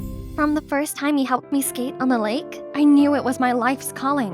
If I can be an artist, even though I'm colorblind, how can just a few bumps stop you from being a figure skater? Bravo. I'll definitely give him a 100. Except that he does have one bonkers rule. No dating until I'm 18. Whatever, it's not like I gave boys much thought. The only boy I spoke to was my neighbor, Ben, and Dad seemed to like him. That kid's pretty good. He likes drawing, and artists are caring people, just like me. And he seems to not attracted to girls either. I'm not sure about that, but it's true that we can never be a couple. His mushy manner is definitely not my type. Anyway, it's super fun having him as a friend. Since we were little, Ben always went along with anything I asked, from drawing me a unicorn picture from my room, giving me his only ice pop, to more exciting things, such as knocks and runs, and covering the neighbor's car in toilet paper. And now, he always escorts me to my skating practice a few towns away, and just sits there scribbling something until I finish. This whole month I've been practicing so hard for the upcoming big competition in town. I'm gonna bring a medal home. This is my time to shine. I started gliding, letting the rhythm control my movement. The cold, calming breeze pushed against me like I was flying. It's time for an axel jump. I sprang into the air like a cotton ball, but suddenly lost my balance and fell flat on my face. As a result, I was ranked 29 out of 30. Duh. But surprisingly, there was one judge giving me all high marks. Finally, someone saw my potential. I was beaming when this cute guy approached me. Hi, I'm Luke. Just wanted to say that you were absolutely on point out there. Oh, he's that guy. I really want to get to know you more. How about we hang out together? I'll take you somewhere as special as you are to me. This is definitely against Dad's rule, but oh boy, his killer smile made my stomach swoosh. So I ended up saying yes. I excitedly told Ben, but he gave me this sour-faced look. Hey, your dad will not be happy if he knows this. Just don't let him know. Luke is an expert, so he can help me hone in on my talent. You will keep this a secret, won't you? So here's my first date ever. Luke was so sweet. He complimented my ice skating and constantly gave me these loving looks. Our food arrived and delish! Bon appetit. I daintily tried the mashed potato and immediately felt the delicious taste of warm butter and chives and something pointy? A hairpin? I quickly stood up, demanding to see the manager, but Luke stopped me. Babe, you found the gift I prepared for you. Then he grabbed the hairpin and wiped it on his shirt and put it on my hair. Maybe this was a normal thing for guys to do on dates, right? Only his gifts show didn't stop there. Later I found a ring in my steak, then a keychain in my salad. You're cute, just like this Lotso. Isn't he the bad guy? But the cherries on top were the movie tickets in my sandwich. Luke, what's this about? I just hope we could bond over watching movies together. You hate it that much? No, I didn't mean that. Think about it. It was kinda weird, but also the sweetest thing that had ever happened to me. Luke had a funny way of showing it, but he made me feel special and giddy, and maybe in love? Before I could think straight, he was leaning closer to me. I closed my eyes and was ready for the most romantic kiss ever. But why were his lips so hard and unmoving? What? The menu? And holding it was Dad? You know this crazy old man? I am her father. Then Dad dragged an extra chair over to our table, plopped down, and started babbling on. Then, when Luke wasn't looking, Dad poured pepper into his coffee. Before I could say anything, poor Luke took a sip and spat it out everywhere. Sorry, I thought it was sugar. You see, I'm colorblind, so it was an honest mistake. After that, he accidentally splashed the sauce on Luke's shirt, then grabbed his glass of red wine and poured it over Luke, saying he was trying to clean it. Enough! Your old man is insane! No one will ever date you again. Then he stormed away. I was furious. How could Dad embarrass me like this? You're controlling, crazy, and do the stupidest things. You don't allow me to be me, and you just scared away my date. None of his apologies could move me. I had the right to make my own choices without Dad interrupting and being ridiculous. So I used my savings and moved out of my home to start my new life. This freedom was greater than great. I could talk to any guy and go on as many dates as I wanted. Only, I know there's always were extra eyes on me. Do you get the feeling someone's watching us? No way! It's just you and me. I've had a great time. Do you want to do it again? Ugh! What the fudge? If Dad thinks he can stop me by messing around like this, he's totally wrong. It did quite the opposite instead. I started dating loads of guys, even if I didn't like them that much. It was so nice being spoiled by boys, and my room was always full of their presents. I updated Ben all about my dating stories, but he just frowned. Yo, slow down. You want to speed date the entire town? Man, it's just dating. It's not like I've agreed to be their girlfriend or anything. But you don't even know them, or what their intentions are. My dad doesn't understand me. Why now you sound just like him? Fine, don't feel like you need to come here or give me rides or anything. I can make my own way to school and get my date to come with me to practice from tomorrow. I'm sorry, Doris. Ignore me. I'm probably just overthinking stuff. Yeah, Ben's Ben. He's still the one I could count on after all. Anyway, being a serial dater can cause troubles. I muddled up Gregory's interest with Ivan's. And I forgot I already told Anton my hilarious story the third time already. I was late for my date with Hector because my previous shift with Ryan went on longer than I expected. Then being so exhausted from all of this dating, I fell asleep during my meal with Christian. Luckily for me, Ben was always there to help. What's up? You look exhausted. I don't know. Dating was fun at first, but now it left me no time to rest, and now I can't even distinguish those guys. Hey, what's so funny? Nothing. It's just nice not having to share you with an alphabet of guys. Don't worry, you're the only bee in my life.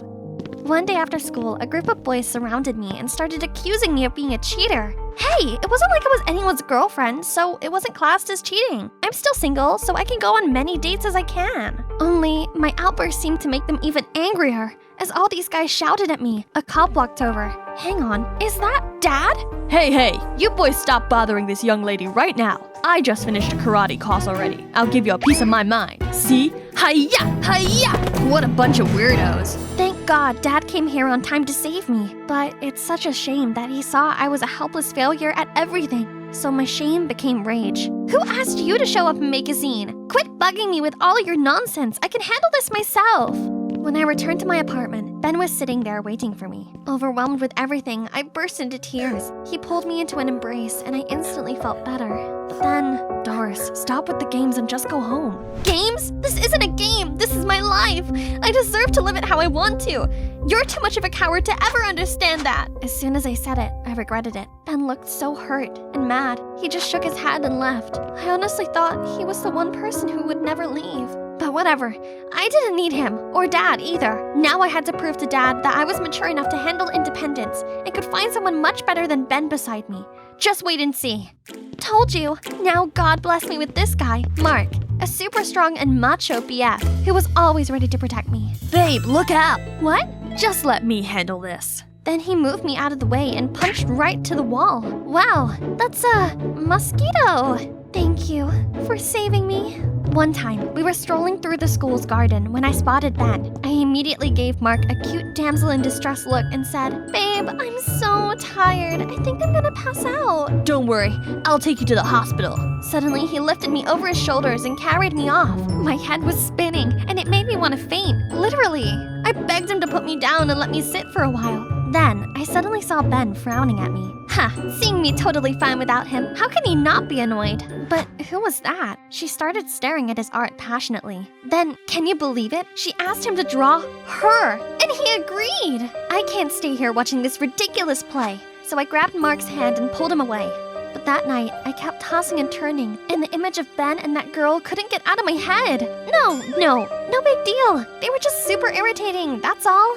Too many things happened, and now it's time for me to focus on my figure skating dreams again, with my sugar plum. As he went off to buy us some drinks, who should come over to me but my first date disaster, Luke? Oh, you're still ice skating. Just give up already. I only gave you a high score so you date me. Don't flatter yourself. By the way, your crazy old man's still doing good? Shut up. My dad was right about you, you jerk. Jerk? Okay, this jerk will tell the rink manager to ban you from coming here for good. I stared at him open-mouthed, not knowing what to say, when out of nowhere Ben appeared. I don't think the skating committee would be impressed by your fake scores, do you? All it would take is one email and you can kiss your position on the judging panel goodbye. How dare you! Then he left in anger. Right at that moment, Mark returned. Babe, skating sucks. Just quit it. Let's go for some trampoline then. Doris, go practice. No one dares to ban you now. Who the freak are you? Mark, stop! That's Ben, my friend. No, just an acquaintance. Doris, watch yourself with that guy. It's none of your business. Let's go, Mark. Bye, loser. The next day at school, I saw Ben with that girl again. My heart thumped in sadness, and I don't even know why. Maybe I was so used to having Ben around me, and honestly, I missed him a lot. Mark soon followed my gaze over to Ben. Isn't that the dude from the ice rink? Why are you gawping at him? He was lunging toward Ben right after. I grabbed his arm trying to stop him, but he pulled me away instead to a corner. You are my girl. Remember that. In front of me was a total stranger, not the normal Mark I know. He was supposed to protect me, but now all I felt was scared. I couldn't move. Mark leaned over to kiss me, and I immediately blocked him. What? How dare you? Oh no, I'm screwed. Terrorizing your own girlfriend, I see. Nice. Ben? Right on time. You're so done with me. Then Mark grabbed a flower pot and charged at Ben, but I panickedly pushed him over before he could do anything with it. He stumbled about, mumbling something, when Ben's fist came out of nowhere. You want another punch? Mark waved his fist at him, but then turned around and hurried off. I stared at Ben. I couldn't believe my eyes. He was strong and protective, totally different from the soft Ben I knew all this time. Doris, I think it's time for you to go home. Have you ever wondered why your dad really did that? Ben was right, and the day's drama made me realize how much I missed Dad. I wonder how he was doing. I arrived back to find Dad sitting all alone, dozing off, amid a pile of mess. He was in stained clothes, and on the easel was an unfinished picture of Me. With tear-stained eyes, I ran to him and held him tight. I'm so sorry for leaving. I thought I would be okay by myself, but I'm definitely not. I miss you. You're back. I miss you too, darling. I felt so bad for upsetting Dad. When I calmed down, we talked through our problems. Sweetie, I know, it's just hard. You're all I have left. I just worry you're too young to make the right decision and can't bear seeing these idiots hurt you. But Dad, I need experience to learn and grow too. Support me, will you? Of course. I always wish you can find a kind man who understands, supports you, and is always by your side, and makes you truly happy. All those qualities reminded me of someone. I kept chasing after trivial things out there, thus forgetting the one who was standing by me all the time. So I immediately went to find him. Hey, Ben. Oh, hey. You'll be pleased to know I've moved back in with Dad. Yeah, that is good news. Look, Ben, I'm sorry. I've been an idiot. I took you for granted, and now I feel very bad for this. I, was wondering if you'll take me to practice tomorrow? I'll think about it. And I didn't expect to see you confronting a tough guy like Mark. You're not just a timid arty type, are you? Who says I'm timid? I'm only like that when I'm with you because it makes you happy. I'm actually fully capable of looking after myself. And, you. Hi, my name is Danielle, Danny for short, and this is not exactly a good time. Smile, Danny. Don't make us feel bad. Yeah, I'm so happy to be sent away out of your sight. Don't get us wrong, darling. You're gonna love this school. Right, honey? Yes, it's a prestigious school for children of affluent families. Your mother and I loved our time at Kingsbury as well. Because it was perfect for you. Trust me, I'm nothing like you. But one day you'll thank us for keeping you off the streets. It's always that condescending tone.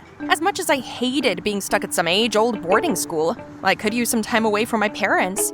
Before I go on, I should mention how this happened. Simple. I saw a big tough guy pushing around my friend, so I slashed his car tires in front of him to teach him a lesson. But to my parents, that was a rebellious act, so they're sending me to some boarding school as punishment. As we pulled up to Kingsbury's gates, I momentarily forgot how much I didn't want to be there. The medieval castle towers disappearing into the clouds could be mistaken for Hogwarts. I actually felt a string of hope for my future here. Unfortunately, those hopeful thoughts were short-lived. The principal, Mr. Hooper, had already read through my file and made up his mind about me. Rest assured, we have a reputation for our discipline for a reason, and students like Danielle here benefit the most from it. Clearly not the fresh start I had imagined. Mrs. Bell led me down the hall, then stopped at the door to room 237. A girl answered. Hi, roomie. I'm Cassandra. You can call me Cass. Welcome to Kingsbury. Danny. You'll be under Cassandra's supervision outside school hours. She's a model student who's been here long enough to know that there is no way around our rules. Of course they'd make the teacher's pet babysit me. Awesome. Cass was worse than I thought. She constantly used looking for things as an excuse to touch my stuff. Surely she snooped around when I wasn't here too. So I figured I could have a little fun. I'd give this nosy roommate something to poke her nose into. This looks like an ordinary diary, but on the inside, I wrote about how I'd bring a vodka-filled water bottle to class, put bedbugs in Cass's bed, and sell cheat sheets to other students. You know, fun stuff. I definitely wouldn't do any of that, but gotta give our audience some drama, right? And the next day, Cass's behavior confirmed she had really read it. Is everything okay, Cass? What? Everything's fine. Just thought it was time to wash the sheets. Don't mind me. Sure, girl. I believe you. At Kingsbury, there were rules for just about everything. I managed to break half of them within my first 2 weeks just by existing, it seemed. Worse still, the punishments hardly ever matched the crimes. I once had to reshelve hundreds of books for missing the 8 p.m. curfew just because I was studying in the library. Another time, I had to clean the dining hall for an entire week because my shirt was untucked for a second. Not to mention, Mrs. Bell seemed to have eyes out for everything, everywhere, all at once. What in the world? How was I supposed to know Teen Vogue was considered contraband here? And that was punishable by cleaning every single candle holder in the school church. Could the school be any more constricting? Do they really expect us to entertain ourselves by laughing at the clouds like we're patients in an asylum? Or what? With literally zero fun, no wonder why everyone here always looks like zombies. I hear you're the new school rebel. Danielle, right? I'm Caroline. What do you say we blow this popsicle stand and go have some real fun? No thanks, I've had enough trouble already. It's fine, come on. Hey, you, finish this up, won't you? The audacity of this chick, though. How about no? You can't boss people around like that. Drop that self-righteous act already.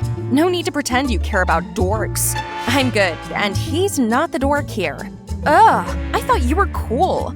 What was that about? That boy thanked me, introduced himself as Ian, and asked what trivial fault I must have made to be stuck with his boring chore. So we chatted and made fun of Kingsbury's rules while I finished up. I felt like I was finally seen after those awful first weeks. Suddenly, things didn't feel so bad anymore. However, Caroline already set out to make my life miserable. This morning, she blocked me in the hallway right before the bell rang, which got me in trouble for being late and running. If she wasn't getting me in trouble, she was trying to humiliate me. And annoyingly, it worked. As much as I wanted to do something about it, I knew that any sort of retaliation would get me in more trouble. The only peaceful moments I had were with Ian. How come I never knew about these cool areas before? This is the entertainment room in the home theater system, and out there is our Olympic-sized swimming pool and the croquet field. Pretty cool, right? But we're almost never allowed to use them. Sometimes I think these are here just to impress parents. This place is unbelievable. All work and no play? Is this a prison? And still, I had a nosy roommate to deal with. To keep up the ruse, I wrote some more made-up shenanigans in my dummy diary. Ridiculous rules, Caroline's antics, and how passionately I hated Kingsbury made their way into the diary as well. We were trapped on campus, and anything fun was against the rules. It felt like we were here to be reprogrammed into obedient robots our parents wish we were. But at least Ian's cool. The next day, Cass kept trying to strike up a conversation with me. Hey, roomie. Everything good with you? Define everything. Like, how are you liking Kingsbury?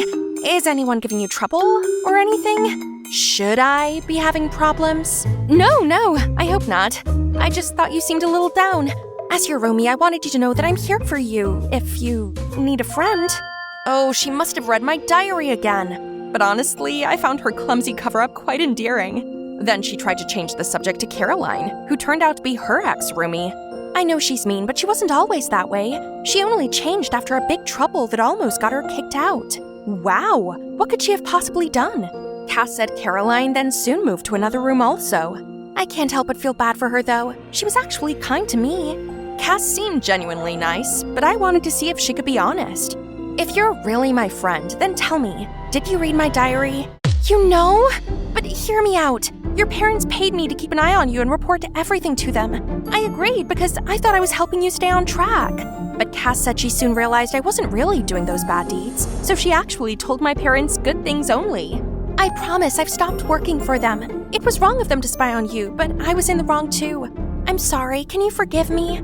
I believed her, but it wouldn't hurt to use this newfound friendship for some good. So I asked Cass to propose a fun activity for the upcoming holiday season to lighten up this lifeless place. Teachers listen to you, and we'll donate the money to a good cause. You love this place, don't you? Help make everyone else love it too. Sounds great! Let's do it! Thanks to Cass, our Christmas market came to life. I'd never seen so many smiling faces at Kingsbury. I even managed to secure some last-minute entertainment. Surprisingly, Ian volunteered to perform, and he's really good. He usually wasn't one to stand out, but that night, things changed. Maybe it was the Christmas lights or the Ed Sheeran effect was making Ian everyone's crush, including mine. Not only did we have a blast, but also raised thousands of dollars to donate to a local hospital. A few days after that, we saw Caroline being flirty towards Ian. Of course Caroline would try to sink her teeth into Ian now that she knew he's hot. Luckily, Ian didn't seem interested. What you looking at? Just you, making an absolute fool of yourself? How dare you! Thanks, Cass, she really wasn't taking the hint. That moment, I knew I'd found my people. The next day, while I was concentrating on my math exam, Caroline suddenly showed me something. I'm so sorry. Let's be friends. She wants to make up? Now? Mrs. Harris, she's copying me. What in the world? This shameless liar! I was preparing for the worst when Mrs. Harris said, "What's this, Caroline? Her answers are nothing like yours. Not like Danielle needs to cheat off of you." She then gave me back my sheet and dismissed Caroline's. I could see she was still in shock when she walked out. Incredible! Mrs. Harris totally saw through her act. Mrs. Harris was unlike any other teacher at Kingsbury. She was firm, but kind. With her on my side, Caroline didn't bother me anymore. I felt safe confiding in an adult like her. We eventually became more like friends. You like Ian, don't you? I can tell just by looking. There's a carnival in town tomorrow night. That's your chance to make a move. But, Mrs. Harris, curfew. Okay, it didn't sound like a good idea, but I did want to go on a date with Ian, so I texted him and he immediately said yes. Mrs. Harris basically told me to go for it. What could go wrong? I tried to quietly leave, but as I stepped into the hallway, Mrs. Bell's flashlight blinded me, and boy was she mad. So mad that she dragged me straight to Mr. Hooper's office. This was the second time I came here, which was a lot sooner than I expected. I knew from the start that you would be a problem, Miss Osborne. You have violated the rules time and time again and display a blatant disregard for authority. Sir, aside from tonight, I never intended to break any rule. I promise I've learned from those mistakes and won't be repeating them. They weren't minor offenses, Miss Osborne. Drinking, distributing cheat sheets, infesting your roommate's bed with bugs. Those were what I wrote in the dummy diary. How? We do not allow such delinquency here. In fact, you should be expelled at this very moment. However, out of respect for your parents, you may leave quietly by your own volition. I tried to explain myself, so he gave me 3 days to come up with evidence in the end. When I got back, I saw my desk drawer ajar, and Cass was asleep. She wouldn't do this. We're friends. But who else? My phone suddenly rang. It's Ian. I didn't want to talk about this over the phone, so I simply explained that someone didn't want me here and promised we'd talk later. I don't want you out either, bestie. Neither do I, Cassie.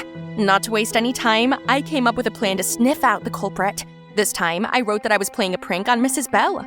I even set up a silent alarm system with this piece of paper to see if anyone had opened my drawer. The next day, lo and behold, the alarm worked like a charm. They must have taken the bait. Now all there's left to do was, I opened the door to see someone totally unexpected. Now that my plan's set in motion, Ian and I hid behind a wall near Mrs. Bell's office. This is an interesting first date. Romantic, isn't it? We suddenly heard footsteps approaching. I peeked around the corner to see Mrs. Harris? I instantly felt my blood boiling. The one person who I trusted betrayed me. I was about to confront her when Ian pulled me back and put one hand over my mouth. Mrs. Harris looked around impatiently, then tried to open the door. As the hinges creaked open, Ian played a loud alarm. Startled, Mrs. Harris tripped and fell. Then Mrs. Bell sprinted towards us. What's going on? I arrived just in time to catch these two sneaking around your office. They're playing a prank on you. Are you sure? Because that's not what the camera saw. She's lying. She wrote all about it in her diary. I'm here to catch her in the act. Mrs. Harris, how do you know what I write in my personal diary? I was just messing with my roommate. Are you trying to use them against me? Don't believe a word she says. She's delinquent. Why would she write about sneaking in alcohol if she wasn't thinking of doing it? It's only a matter of time. So you just make up something if nothing happens, Mrs. Harris? Caroline appeared alongside Mr. Hooper. Mrs. Harris's face turned white at their sight. Caroline then said she accidentally overheard Mrs. Harris tell me to go out after curfew, which was shocking because she'd heard the same before. That's how Caroline was disciplined while her boyfriend was expelled. Recognizing the pattern in Mrs. Harris's behavior, she came to me. We decided to work together to stop this once and for all. Do you care to explain yourself?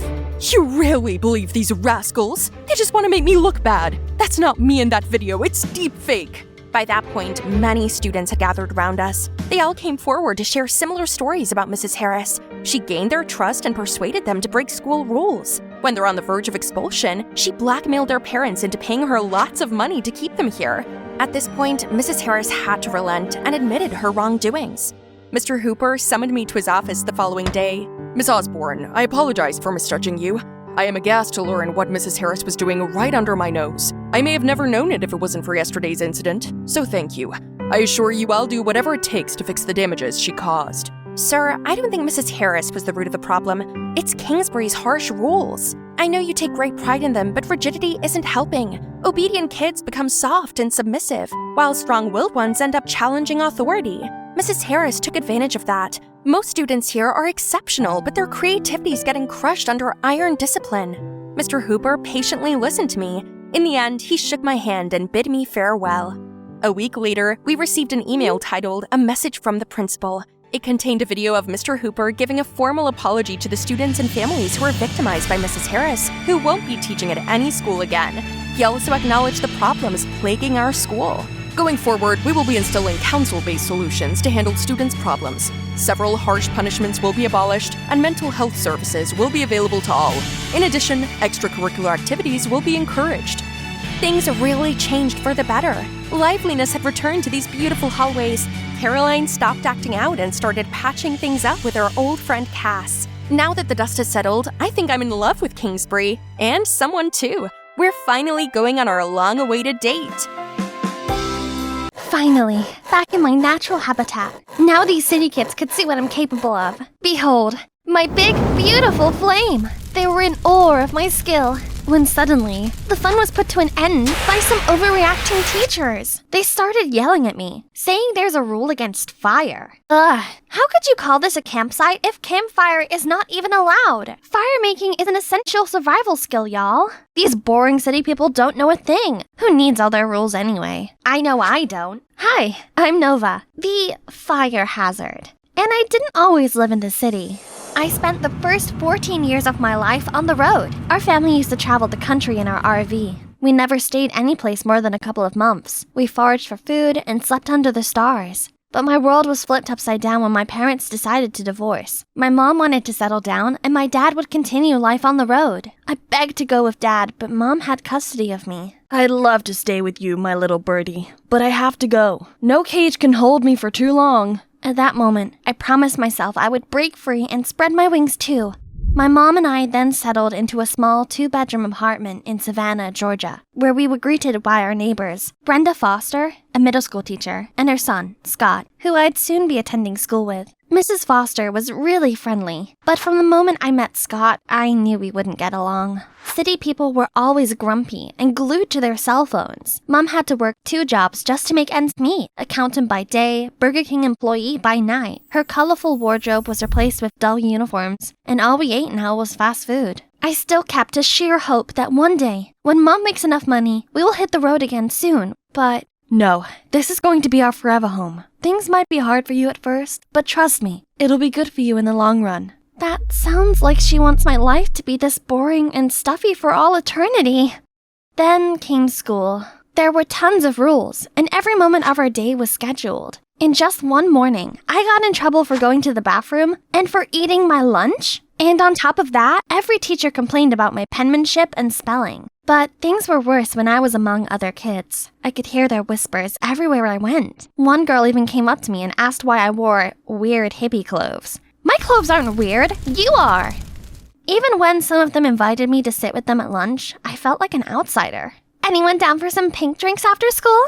Not me. I'm saving up for the Eras tour. Count me in! I'm entering my pink girl era. None of these words they say makes any sense to me. Finally, they asked about my old life. Well, we didn't have to eat this junk. We can get fresh vegetables by the road. And I know how to skin roadkills. And every day we tried many different fruits and fungi. But be careful, a simple mushroom could kill you. But by that point, I noticed they were either speechless or as pale as a ghost. Did I say something wrong? Every school day was a blur of confusing subjects, but today was my first music lesson, and I was so excited to finally do something I was good at. When the music teacher, Mr. Shapiro, asked if anyone wanted to perform for the class, I sprung up from my seat, ready to go. I confidently sang my favorite song, but halfway through, Mr. Shapiro interrupted me. We're learning classical music. That style is called reggae, which we don't teach here. Nova's a hippy-dippy weirdo. The whole class erupted into laughter. What did I do? Ugh, Scott! I was so gonna give him a taste of my rosewood guitar, but everyone held me back. In the end, Mr. Shapiro said he'd be talking with our moms after school. Scott and his mom had already left before my mom came. Mr. Shapiro told her that I was a violent hothead who always dressed inappropriately. I waited for my mom to defend me, but she simply apologized. I'll talk to her about this later. Please excuse her behavior. She has never been to school before. Who was this woman and what had she done to my mother? Later, I told my mom how terrible school was. The constant staring and teasing, the way that everyone seemed to be a little afraid of me. Contrary to my expectations, she told me I should try harder to blend in. And she even had bought me normal clothes for school. Mom, clothes are my self-expression. I'm not changing just to fit in. What happened to you? Didn't you teach me to be myself? I did, but now I need you to blend in so you can make friends. I I had to leave before bursting into tears. I couldn't stay in the stuffy apartment any longer, so I went out the window, climbed down the fire escape, and just ran away. But at one point, I realized I didn't know where to go, so I wandered around until I bumped into the Fosters, who insisted on walking me back home. Strangely, Scott seemed less annoying now, and kept looking awkwardly at me the whole way home. My mom was clearly surprised to see me when she opened the door. I felt like a joke, because she hasn't even noticed my rebellious great escape. I couldn't sleep that night. After thinking it over, I came to the conclusion that I could get my old life back if I found my dad, if only I knew how. The next morning at school, I went looking for the tools I needed to find my dad. Compass, flashlight, map. Scott? What are you up to in there? You first. I wanted to apologize for what happened in music class yesterday. Your turn. I'm gathering what I need to go find my dad, and there's nothing you can do to stop me. Stop you? It looks like you need help. Those things may have helped you hundreds of years ago, but these days we just use the internet. I didn't want Scott's help, but maybe he was right. I had no clue where to start, and I could hardly even figure out how to use my cell phone. Maybe I need a little help to learn about the internet. Follow me. Scott spent that afternoon teaching me the basics of the internet. He also asked about my old life, and I found myself telling him everything. All the things I missed and hated about this new life. To my surprise, he was understanding. His mother was a single mom too, and it had been years since he heard from his father. After that day, I thought I hated him a bit less. About a week later, I felt like I was ready to start my search. Little did I know, Googling my dad's name would give me literally millions of results. I was about to give up when I saw some people looking for their dogs. That just gave me an idea. I printed as many flyers as the library would allow and spent the next day putting them up around the neighborhood. I was surprised by a strange phone number. Hello?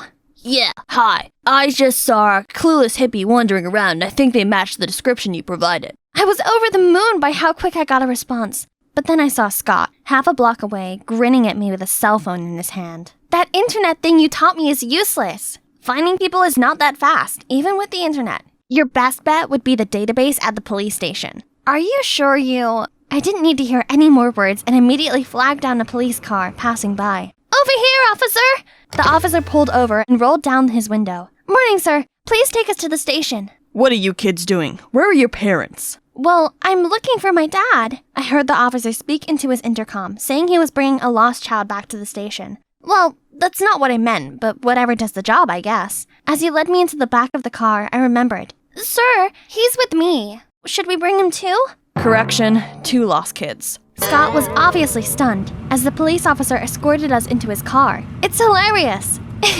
Of course, I need my sidekick with me to help me find that database thingy.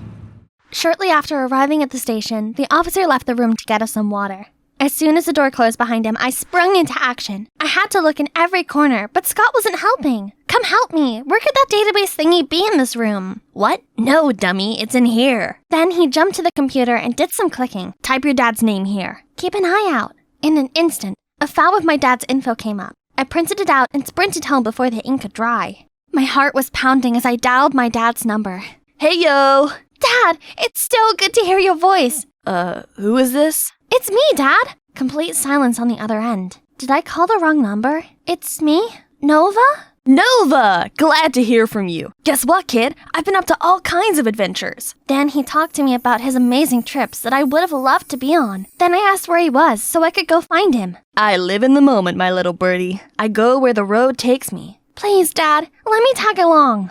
Okay, meet me at the exit of the interstate at 10 p.m. tomorrow. He ended the call before I could say anything else. I felt the sudden urge to cry for some reason. They must be happy tears. I was finally seeing my dad again. But how could I get there? Maybe my sidekick Scott could help me. If he had made it back from the police station. Oopsies! I ran to Scott's apartment, and to my surprise, he answered the door. Hey, how did you get home? Once I explained to the officer that you were just a little eccentric, he let me go. I'm sorry I left you there. I wasn't really thinking. Oh, I spoke to my dad, and he's picking me up tomorrow night. So, I need your help to get to the highway. The highway? What kind of parent asks his 14-year-old to meet him at the highway at night? Did he even ask you how you were doing? Or your mom? He clearly doesn't care at all. Wait, yeah, he really didn't ask. But Dad probably was just busy. We can talk all about it tomorrow when we meet anyway. How dare Scott think ill of him? What do you know about my dad? He's a free spirit, and I should be traveling with him. Life's all about being spontaneous. My mom doesn't even understand it anymore, so I don't expect you to. But if you don't want to help me, fine. I'll figure it out myself. Then I stormed off. The night after, I was struggling with Google Maps. My phone was suddenly snatched out of my hand. I'll take you there. You might get lost if you go alone. I was still a little upset about yesterday, but that was nice of him. Plus, Scott was right. I would get lost on my own. We arrived early and waited. The hours dragged by, so I called Dad several times but no answer. When I saw it was past 11 p.m., my call finally came through. Oh man, you were there now? Our bus passed Savannah a while ago. We're having a grand party. You should see. Oh, well, maybe we'll cross paths again soon. Bye, little birdie. He hung up right away. I noticed Scott watched me for a reaction, but I couldn't hold it in and burst into tears.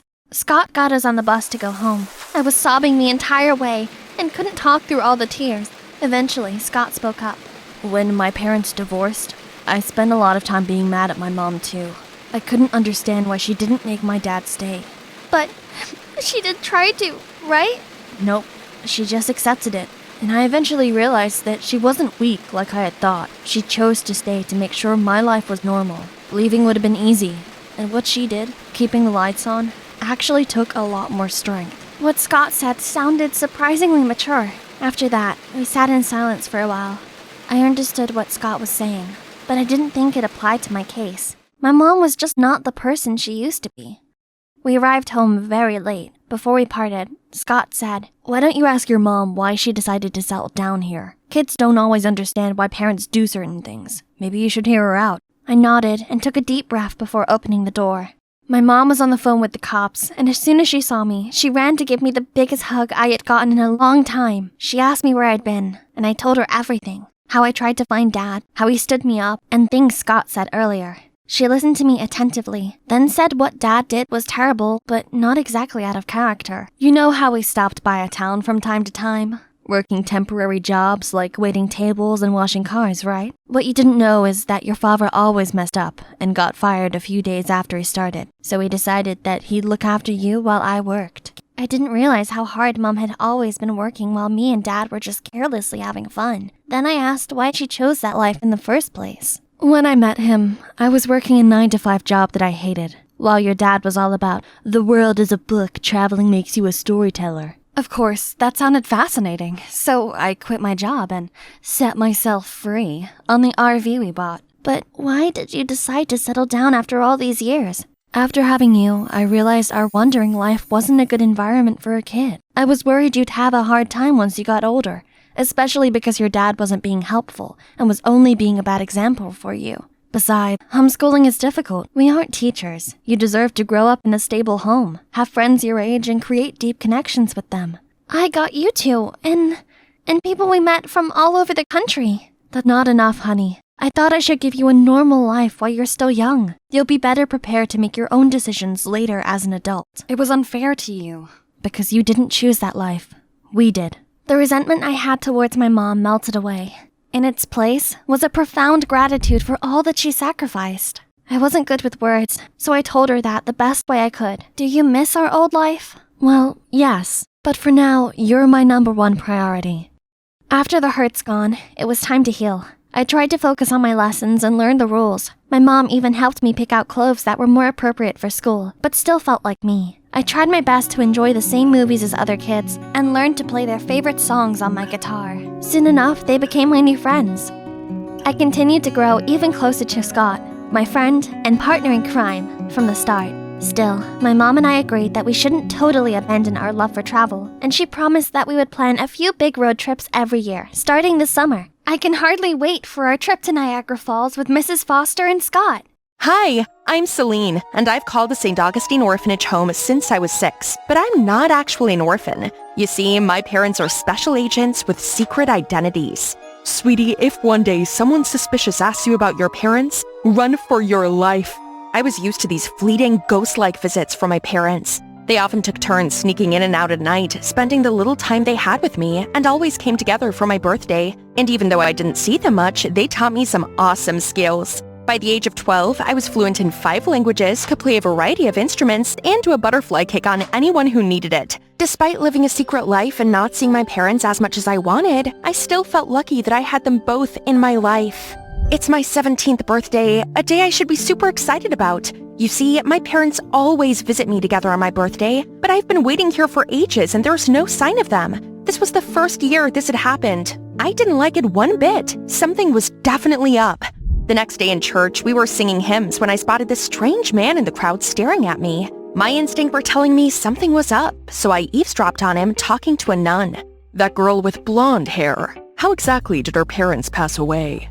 He asked about my parents. That meant my life was in real danger. I fled with all my survival skills right away.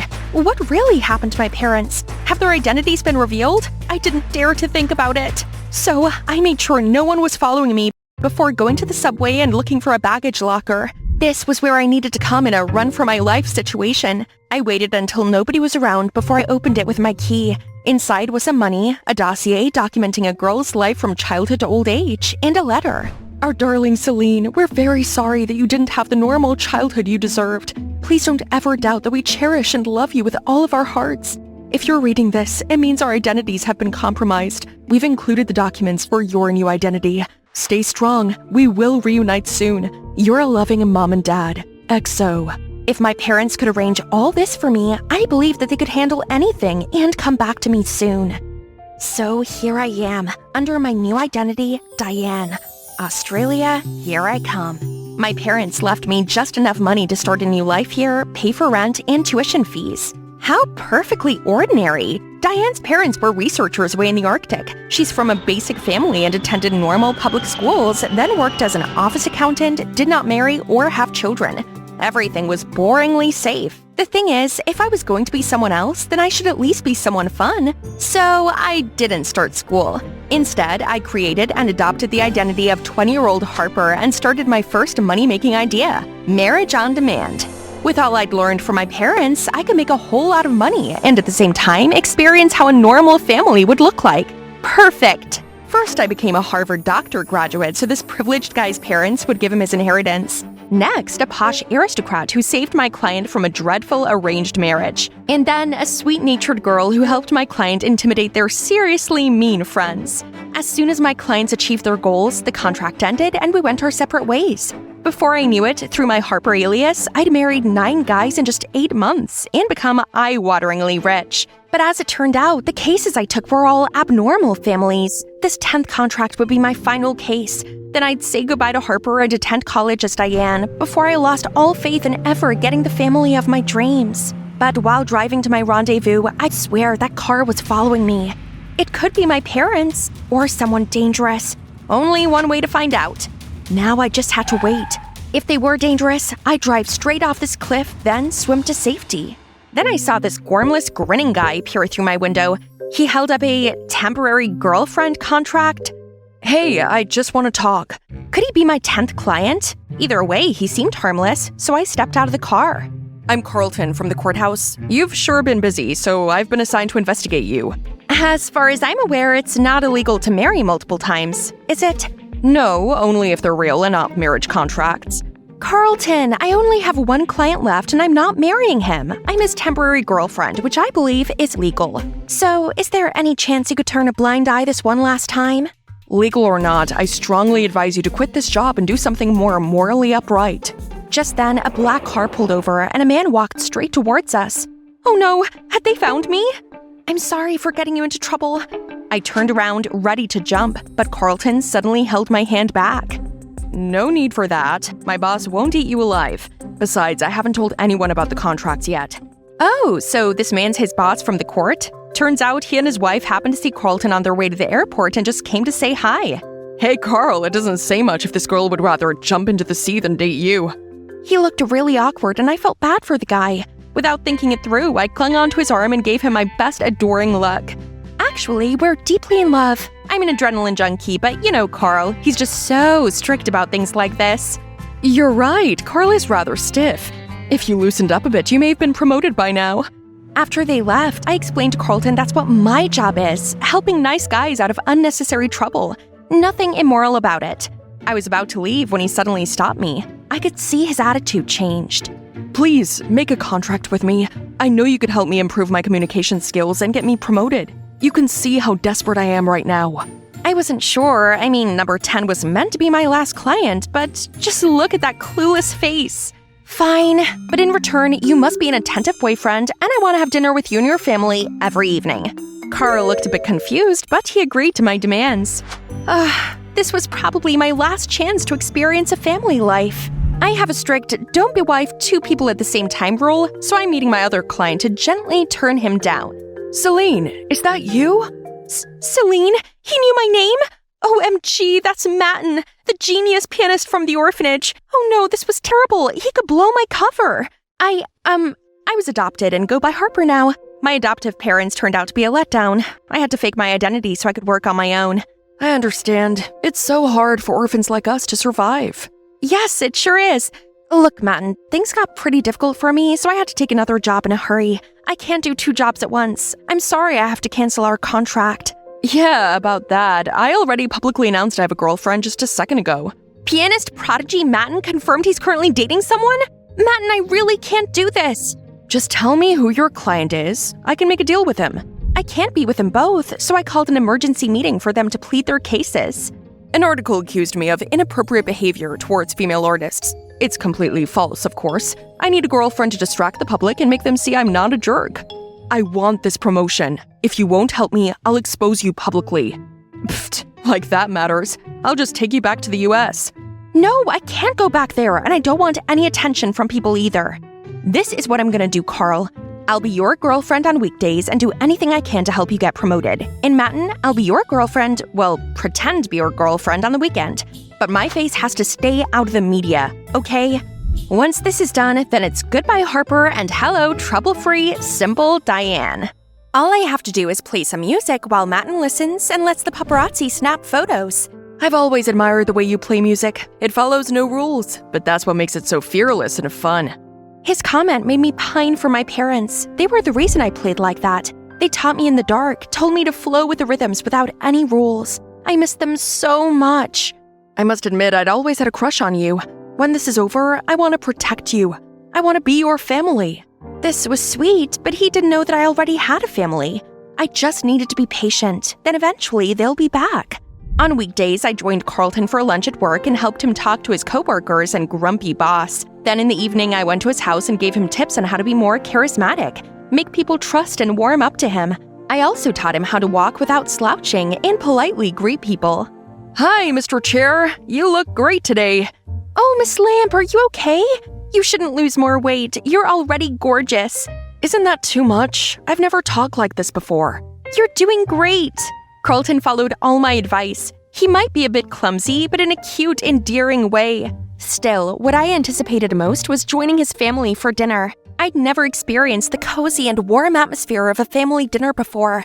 Who knew Carl was such a great cook? And so sweet. After only 1 week, Carl now had friends at work and his boss gave him extra responsibilities. Meanwhile, Matten's reputation also made a rebound thanks to articles like, he doesn't want to be around other girls because he's so passionately in love with this amazing muse. A frantic week quickly passed, which ended with Carlton's family celebrating his new position, all thanks to me. I was so moved I almost cried, but noticed Carlton seemed off. Maybe he was bummed out as he knew this was the end of our contract. After dinner, we went for a stroll around the garden. Then he blurted out, "Who are you really?" I was super surprised. Then he told me that one of his new jobs was to investigate a girl called Diane who entered the country, then vanished. I know you're Diane. I can recognize those eyes anywhere. Yes, I'm Diane, but I only faked my identity to earn money. I know you're lying again. It's fine, you've helped me, so I'll help you too. I faked some info to close the case. Thank you, Carl. This means a lot. I knew how important the laws were to him, but he still broke them. For me. I actually quit my job. What do you mean? What about your promotion? You've tried so hard for that. It's okay. I realized I didn't like it so much anyway. I felt terrible that he'd given up his job because of me.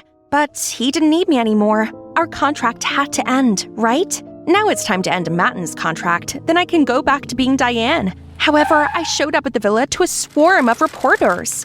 Are you Matten's girlfriend? Please get out of the car. Are you the girl who dates him for dollars, not love? Please show yourself and verify the news. Looks like the news of Matten's girlfriend being a girl who only married for money had leaked. I sat there not knowing what to do. Then I saw Matten coming out of the villa hand in hand with some shiny-haired girl. These rumors about my girlfriend are all lies. Amber is a wonderful, kind-hearted soul and I couldn't be happier. Oh, I suppose that's pretty smart of him. Finding someone with a nice background was the only way to save his reputation for now. Goodbye, Matten. I wish you well. It seems he couldn't bring himself to ruin his career to protect me the way Carlton did.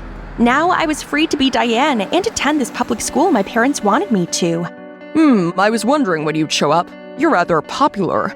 A man with a scar has been asking about you. Someone with a scar was looking for Diane? The moment I realized someone was watching me behind the door, my instinct told me to run for my life. I rushed to the window and jumped down, just to catch Carlton peeping at me. What are you doing here? I wanted to see you, so I tracked down Diane. I didn't expect to find you here, but I like you a lot, and there was no time. They saw us together, so I pulled him away. You're driving like crazy, Diane. Who are they? Why are they chasing us? I don't know. All I know is that they're dangerous. He took his phone out to call 911, but I stopped him. No cops. I can't trust anyone but myself, Carl. I'm so sorry for dragging you into this mess. My parents often told me the best way to escape a chase is to jump into the water. However crazy it seems, please trust me. I took a sudden turn and plunged the car straight into the sea. In the water, I unfastened the seatbelt and turned to see Carl already got out of his. He pulled my hand and we swam through the window. The waves drifted us onto a beach, but I had no strength left to move an inch. They're gonna catch us. Celine, sweetie, please wake up. I rubbed my eyes and saw the golden sand, Carlton, and my mom and dad? Am I dead? Mom? No, sweetie, you're very much alive. Turns out the people chasing us were my parents. After 10 years on the job, they finally eliminated the criminal gang and retired. Dad ended up getting the scar, but it's all over now. We could finally be a normal family. You sure made it hard for us to track you down by using a different identity. We should have known our cunning daughter would have created a more challenging life. Like father, like daughter. Huh? You're not Diane? Carlton, my name's Celine. Mom, Dad, this is Carlton, my boyfriend. It was so cute seeing him blush. Then he quickly held his hand out and introduced himself to them. It's lovely to meet you both. I care greatly for your daughter and I always will, no matter how mischievous she is. Turns out it's pretty amazing just being Celine. I started school as myself and so far, so good. I'm living with my kind, talented, and normal parents. We're having the best time together, and I get to date this cute, caring chef. The best part is I can finally stop running for my life and just enjoy the people I love most. Just another beautiful Sunday. I was bragging to Nanny Emma about my wonderful adventure. Goodness, that's incredible. Weren't you scared? Of course not. Dad taught me. Why are you still here, Amy? Get ready for your piano lesson. Oh, it's Mom. Again. She rushed in, snatched the phone out of my hand, said, "Go now or I'll delete all these videos."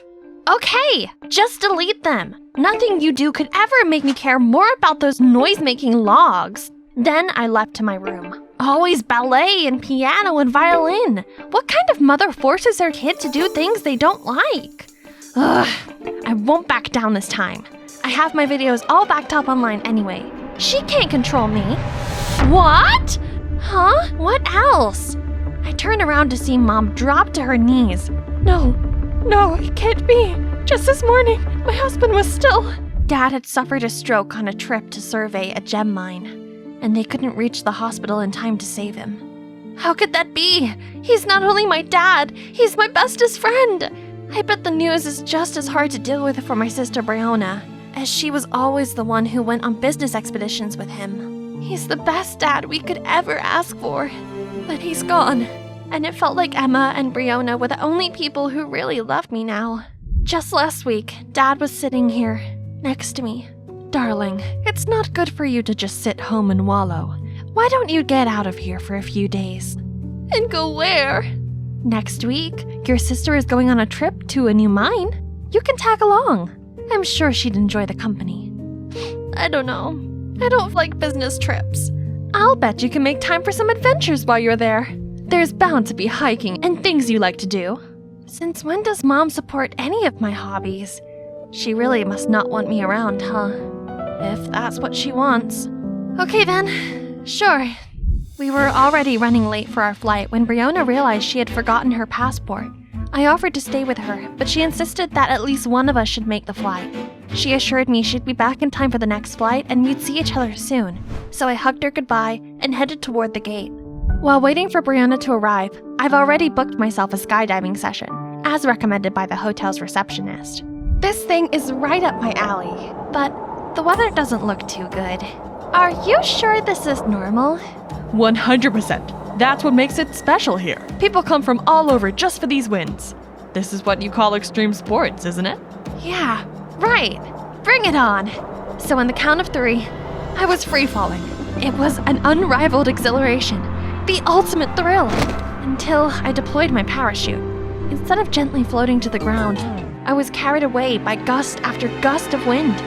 Then I blacked out. I slowly opened my eyes. What has happened?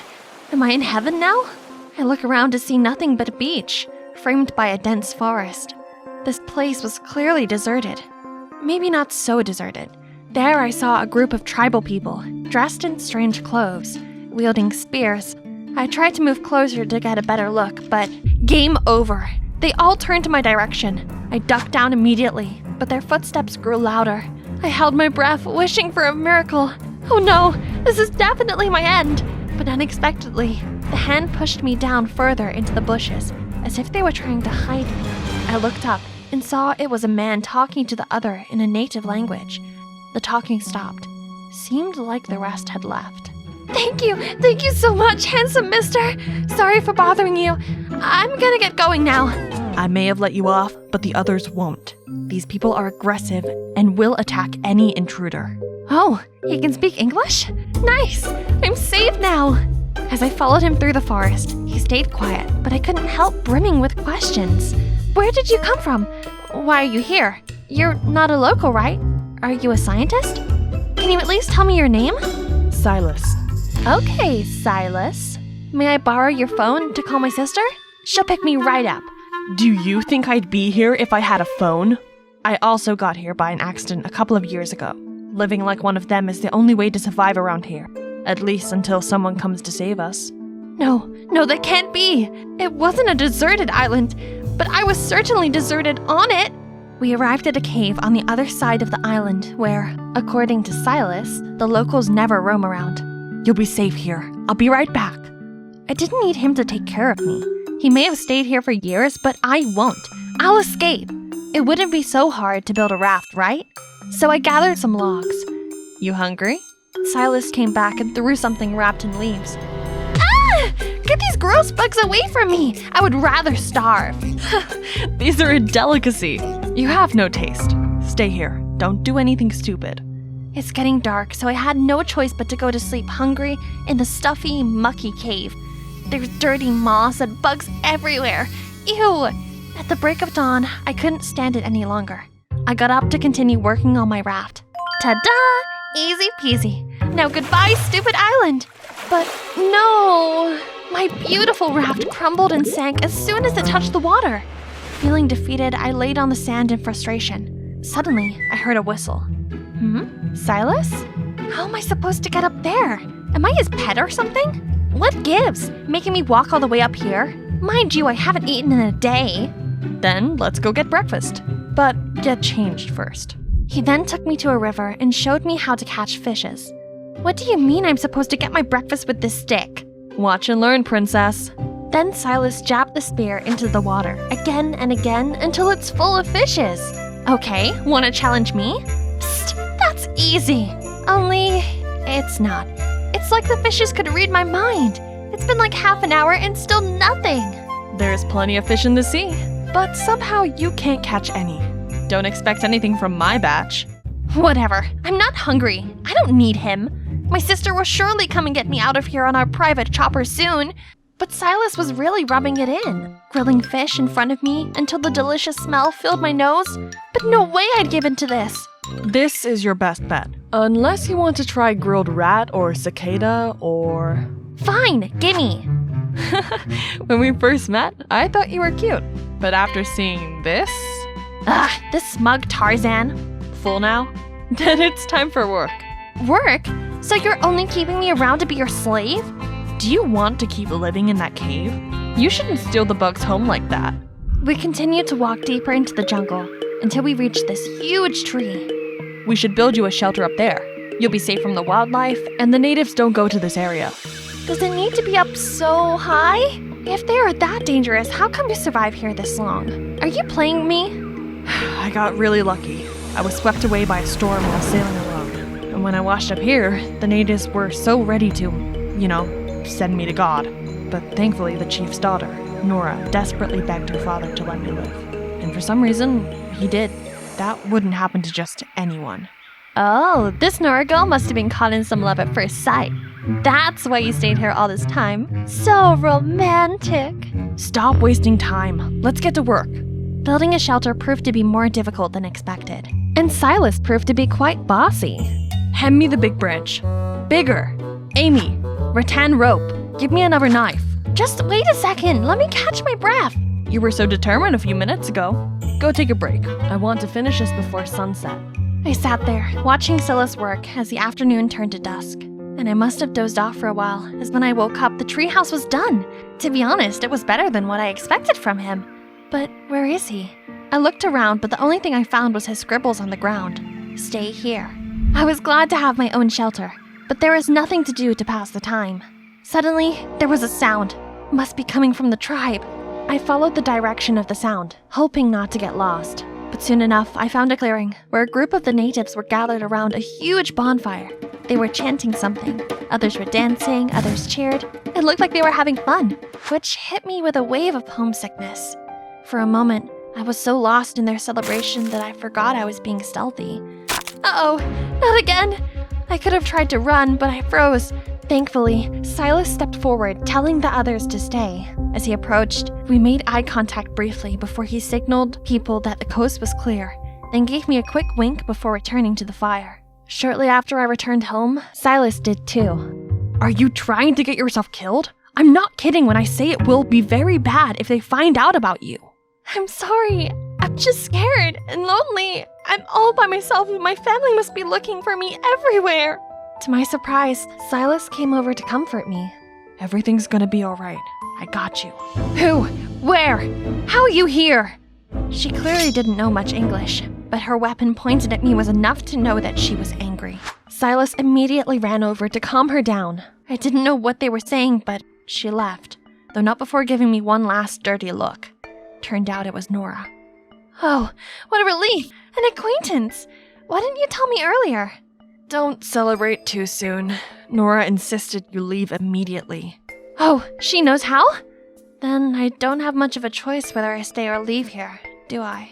Don't worry. I'll take care of Nora. And he must have, because the days passed by and the natives never came to drive me out. Silas continued to visit me every day, bringing cloves, teaching me how to pick fruit, swing on branches. Soon the work turned to play. He started teaching me tribal dances and vocabulary. And we visited the waterfalls and lakes around the island. It's pretty fun. It felt like going on adventures with my dad again. Confident in my knowledge of the island, I started to venture out on my own. But Silas didn't prepare me for this. A leopard showed itself and slowly moved towards me. I tried to stay composed to find a way to escape, even though every bit of me was freaking out. When suddenly, Nora jumped down from nowhere and petted the leopard as if it was her little kitten. She gave it a fish and the kitty just happily ran away. Thank you so much. I'm Amy, Silas's friend. Silas, mine! Yes, he's all yours. I hate him so much. I wouldn't even touch a strand of his hair. Silas? Ew. No. Nora huffs loudly before leaving. Here. Or maybe I shouldn't share it with you since you hate me so much. Oh, stop it. My life was on the line. It was not time to confess my feelings. Oops, what did I just say? I continued to stutter, making lame excuses. You're not even listening to me, are you? You haven't heard a thing I've said. Huh? What did you say? He grinned and left without another word. I couldn't stop smiling at the silly bracelet. The island isn't really that bad. I have the freedom I've always wanted. I wake up with the sunrise and have things like this. This really is the life. One day, the sun had already set and Silas still hadn't come over. I was starting to worry when he arrived with, Nora? Silas said she wanted to bring me some clothes. I was relieved that she finally wanted to make peace, but her expression confused me. When I thanked her, she didn't say a thing or even smile. We sat around the fire. Silas and I talked about one thing after another. Oops, we might have forgotten about Nora. But the language barrier really is a big deal, you know. And so she just sat there sulking. Suddenly, she stood up, causing hot coal to splatter all over me. Silas hastily helped me clean my hands as Nora stormed off. Is she okay? Maybe you should go follow her.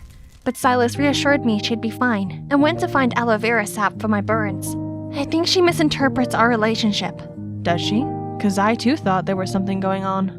I was too surprised, but managed to gather myself enough to reply clumsily. Says who? I don't think you've formally courted me, sir. Tomorrow will be our first date then. In the mushroom forest. What do you say? I was glad Silas had saved this place for a date, because everything about it was curious and beautiful. Before long, I had wandered far ahead of Silas.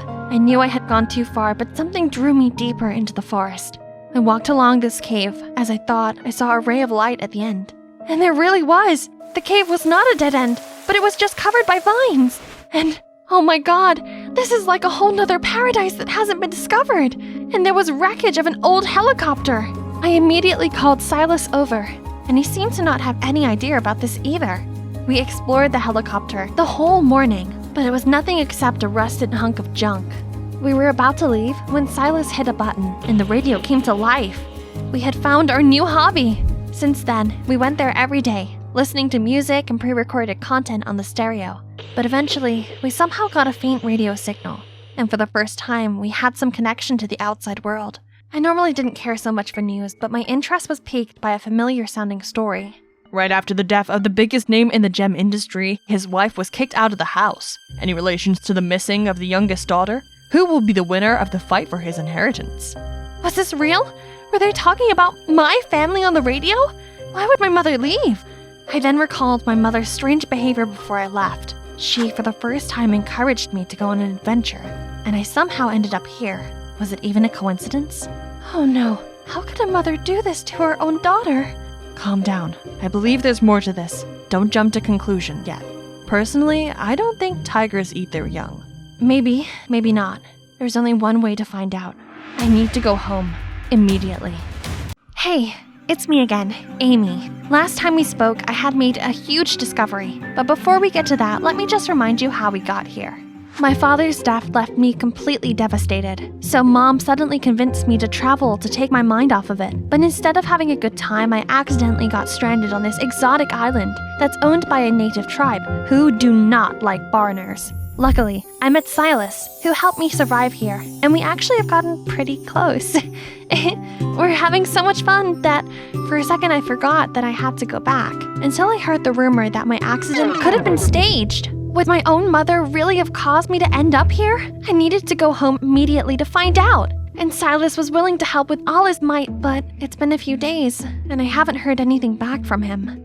I waited eagerly, then impatiently for him to come. Finally, one afternoon, I heard a noise outside. I quickly went down to check. To my surprise, it wasn't Silas. It was Nora, and as usual, she looked annoyed to see me. I tried to tell her Silas wasn't here, but she pushed past me anyway and grabbed a stick to draw something. What are you doing? Abstract art? There, island. I see people.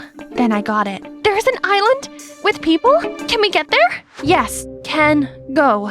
We can take a boat there? She nodded again and signaled me to follow her. Oh my god! I jumped with excitement. Maybe I was wrong about her. Nora led me to the shore, where she uncovered a small boat hidden behind a bush. Go away, now, go, go! Nora pulled me towards the boat, sat me down, and started pushing the boat towards the water. Isn't it a little late to sail now? Wind, wind faster! As we reached the edge of the tide, I realized, wait, I need to tell Silas I'm leaving. Nora immediately became frustrated. Silas, with Dad, danger! I didn't quite believe her, but I also didn't know if I'd get another chance like this. I couldn't imagine leaving Silas behind without a goodbye. I felt a pit in my stomach, but we will meet again someday. Definitely. Our family has all the money to rescue him later. Just hang on a bit more, hun. I'll go get help. Nora kept pushing me, and she's right. The patrol could detect me at any moment, so I started paddling away. See you again, Silas. But I only managed to go for a few feet, and then it's like my boat got stuck on something. I turned around to see. Silas? What do you think you're doing? Hey! Nora said that there is an inhabited island nearby, and I didn't want to miss the chance. Get off the boat. It's too dark and too dangerous to go out there by yourself. I'll go and check it out first and come back by morning to let you know if it's safe. Stay here. I was confident in his sailing ability, but it seemed Nora wasn't. She ran to cling to his arm, begging him not to go. Still, he ignored her and got on the boat. Nora glared at me before storming off, but I stayed on the shore for a moment, watching Silas disappear into the dark sea. Soon enough, the winds grew stronger and the rain started coming down hard. The storm lasted through the night. I stayed up, waiting in the cave where I spent my first night on the island. The rain stopped by dawn. I couldn't sit still and kept marching back and forth along the shore, looking for any signs of Silas. Nora returned soon after, yelling at me in her native tongue. I didn't understand anything she was saying, but I knew she was just as worried for Silas as I was. He'll be back soon, safe and sound. I trust him. And moments later, there he really was, coming back to shore. I couldn't help but run up and hug him as soon as he stepped out of the boat. I asked if he was okay and how he dealt with the rain, and Silas answered all of my questions with a tight hug. But soon we were interrupted by Nora. She shouted angrily and then stormed off. Silas chased after her and said some things that seemed to calm her down. That island is actually your family's gem mine. I've let them know that their boss lady is alive and well and ready to go home. Oh my god, really? They have their ship ready just a bit further offshore since it's dangerous to get close to the island, you know. Just sail out a little bit and they'll pick you right up. Yay! I'm finally leaving! We're finally... Silas stopped walking and looked at me sadly. Come on, let's go!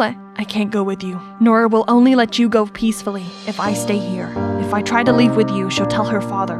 My heart sank. We'll see each other again, I promise. How? Where there's a will, there's a way. Silas squeezed my hand and then let me go. I tried not to look back at him as I got onto the boat and set sail. I traveled for what could have been a few minutes, or a few hours. I couldn't tell anymore, until I was finally spotted by a larger vessel. They set out a lifeboat for me, and once on board, I was well taken care of by everyone, offered food and warm clothes. But first thing first, I had to contact my family.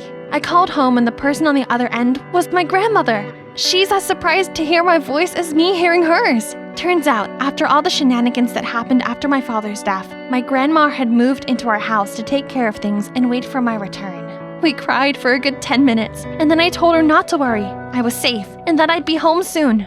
When I got home, Grandma, Nanny Emma, and my sister Brianna rushed to greet me. As my sister hugged me tightly, I realized how much I had truly missed them, and also realized that my mom was really nowhere to be seen. No one made any mention of her in any way. I worked up the nerve to ask my grandma about her. Right when the police said there were signs of foul play in your disappearance, I already got suspicious. Then when Emma said it was your mother who suggested you go there and play those silly games, I immediately kicked her out. People are truly full of surprises. Do you really think Mom was masterminding all this? She was really trying to get both of you. Brianna was lucky she forgot her passport. Don't be glum, dear. You still have me, and Brianna and Emma, too. We all love you and care about you very much. Now, go have some rest. It must have been a long journey for you. The next day, as soon as I got up, I went looking for my sister to confirm the things Grandma had said. When I found her, I couldn't stop the tears from spilling out. How could Mom have been the one to do this? Why would she do something like this to her own children? Amy, never listen to a story from one side only. Huh? Do you know something I don't know? Just don't jump into conclusions yet. She then excused herself to work and hurriedly left before I could ask anything else. I kept thinking about what Brianna said, but couldn't come up with any other speculation. As I passed my parents' room, I noticed a box sitting outside the door. It's full of my mother's belongings. Nanny Emma is probably packing my mom's stuff out of here. Something in the box caught my eye. I opened it up and found that it was a photo album of me since I was a kid. And next to each picture is some love notes. This is definitely my mom's handwriting. My eyes landed on a photo of myself playing the piano, and my mother wrote, "Sweet Pea playing my favorite song." She meant so well, but I was always the ungrateful, rebellious one. Was that why she stopped loving me? Did I do anything that terrible for her to want me gone? I suddenly missed her. I found myself taking the photo up to the piano room, someplace I've never gone voluntarily. But as I reached for the doorknob, I heard voices coming from the inside. I peeked through the ajar door. Stop it! It's lucky enough that you didn't get caught. Just get out of here before it's too late. And throw all of my effort in vain? No way! My plan was going so well! How on earth could she survive? So, plan B. You need to secure that spot in the board of directors before Amy gets in the way, and I'll take care of the rest. But, oh God, them? They were behind all this? That night, I waited until I had everyone together to make an exciting announcement. Tomorrow, I'm officially going to start working for the company. I've been working on a proposal to pitch to the board of directors to gain their approval. That's wonderful, dear. Don't you think you need some sort of rest, sweetheart? You went through a big ordeal and I'm ready. I'm totally fine. Well, Brianna will also be returning to the company, and I'm glad I'll be able to help her out. The more hands, the better. I'm so glad you want to join the company. Later that evening, Nanny came into my room with a warm glass of milk. Oh, Emma, you always take such good care of me. Well, tomorrow's going to be a big day, and you need to get a good night's rest. Thank you. Finish your milk before it gets cold, sweetie. Good night. I hugged the warm milk glass and smiled at her as she walked out. Okay, one last revision and then I'll go prepare my outfit for tomorrow. But my eyes, so tired. Suddenly, I was woken up by a sound at the door. Then it slowly opened, followed by footsteps. Someone is walking towards me. She's looking for my documents. Aha! Time to wrap up your play, Emma. Oh, sweetie, go to sleep properly in bed. I'll help you tidy up. Cut the act, you witch. What do you think you're going to find here? My presentation for tomorrow? Joke's on you. It's a trap. But the milk, you've drank it all. You mean the glass of milk-flavored hypnotic? I've poured it down the drain. Sorry. Suddenly felt lactose intolerant. Bold of you to think you can fool me in my own house. I've seen everything. But why? Do you want to take me down that bad? Emma, aren't we? Because my daughter, Brianna, deserves this company more than you. Before I could even process that information, Emma was rushing towards me holding a chloroform-soaked rag. Just as she backed me into a corner, the door flew open. My grandma and Brianna rushed in, followed by the police, who restrained Emma right away. Brianna ran over yelling, I told you I didn't want any part in your schemes. I would never, ever hurt my sister. Brianna? Did you know she was your real mother already? Not until after Mom was gone. Then Emma told me everything. Sensing my confusion, Brianna explained that Emma had a fling with our father many years ago, but he wouldn't marry her because of her lesser status. She was already pregnant with Brianna at the time, so our father allowed her to stay as a nanny. When my mom married our dad, she only knew that Brianna was her husband's stepchild. I'm sorry I didn't come clean sooner. I didn't know what to do, because I didn't realize how far she was willing to go. But when I saw her messing with your drink, I knew that I needed to at least warn you. Thank you for always being on my side and telling the truth now. It must have been even harder for you to process all these. But don't worry, we can still make this right. Emma was trying to explain away her crimes as the police escorted her away in handcuffs. They assured us justice would be served. We got in touch with Mom, and by morning she was back home. After some more crying and apologizing and explaining and hugging, everything was as close to normal as it could be. I admitted that I didn't want the responsibility of running the company. But there was something I did want. I wanted to return to the Gem Island and oversee the exploration of the new mines. What I didn't say was the reason I really wanted to return. He was all I could think about as I embarked on my journey back to the island. We took a big boat as far as we could, before I needed to board a paddle boat to remain undetected once we reached native territory. Before I knew it, the island appeared on the horizon. My heart fluttered as I paddled faster and faster, waiting for the moment I could finally see Silas again. I was so focused on the land ahead that I didn't see the huge wave coming up from behind and overturned my boat. When I opened my eyes, I once again thought I was dead. This time, it was because the first thing I saw was an angel's face. Silas. Amy, Hi. I told you we'd see each other again. But my moment in heaven was interrupted by the tribe's return. We were surrounded by the natives hollering and pounding their spears into the ground. A man angrier and more distinctively dressed than the rest stepped forward. This must be the chief. He shouted something to the others, and they grew quiet. He shouted some more, and all of their spears were pointed at me and Silas. I looked up at Silas. His face didn't change. He hugged me even tighter. Just when I thought the end was near, I heard a familiar voice. Nora was standing in between us and her father, shouting desperately. The chief's expression softened, and after some discussion between them, the chief gave another order, which made Silas very surprised. So, yes, thanks to Nora and all the good deeds that Silas has done for the tribe, they spared our lives, but they ordered us both to leave their territory right away. So Silas and I moved to the main island, where my family's gem mine is located. Here we still have the beauty and simplicity of the wild lifestyle while being connected to the rest of the world and helping manage our family business. So it's okay that we're not allowed to stay on the tribe's island. Not to mention, we still have a friend who often comes to visit. Nora had nagged her father to allow her to come over to our island every few days. It was at first because of Silas, but I think that she has set her sights on someone new now. How long is this gonna take? So much for taking care of me. Lex, starting today, I'm locking your phone and laptop away. Cruel! Isn't one leg cast enough punishment?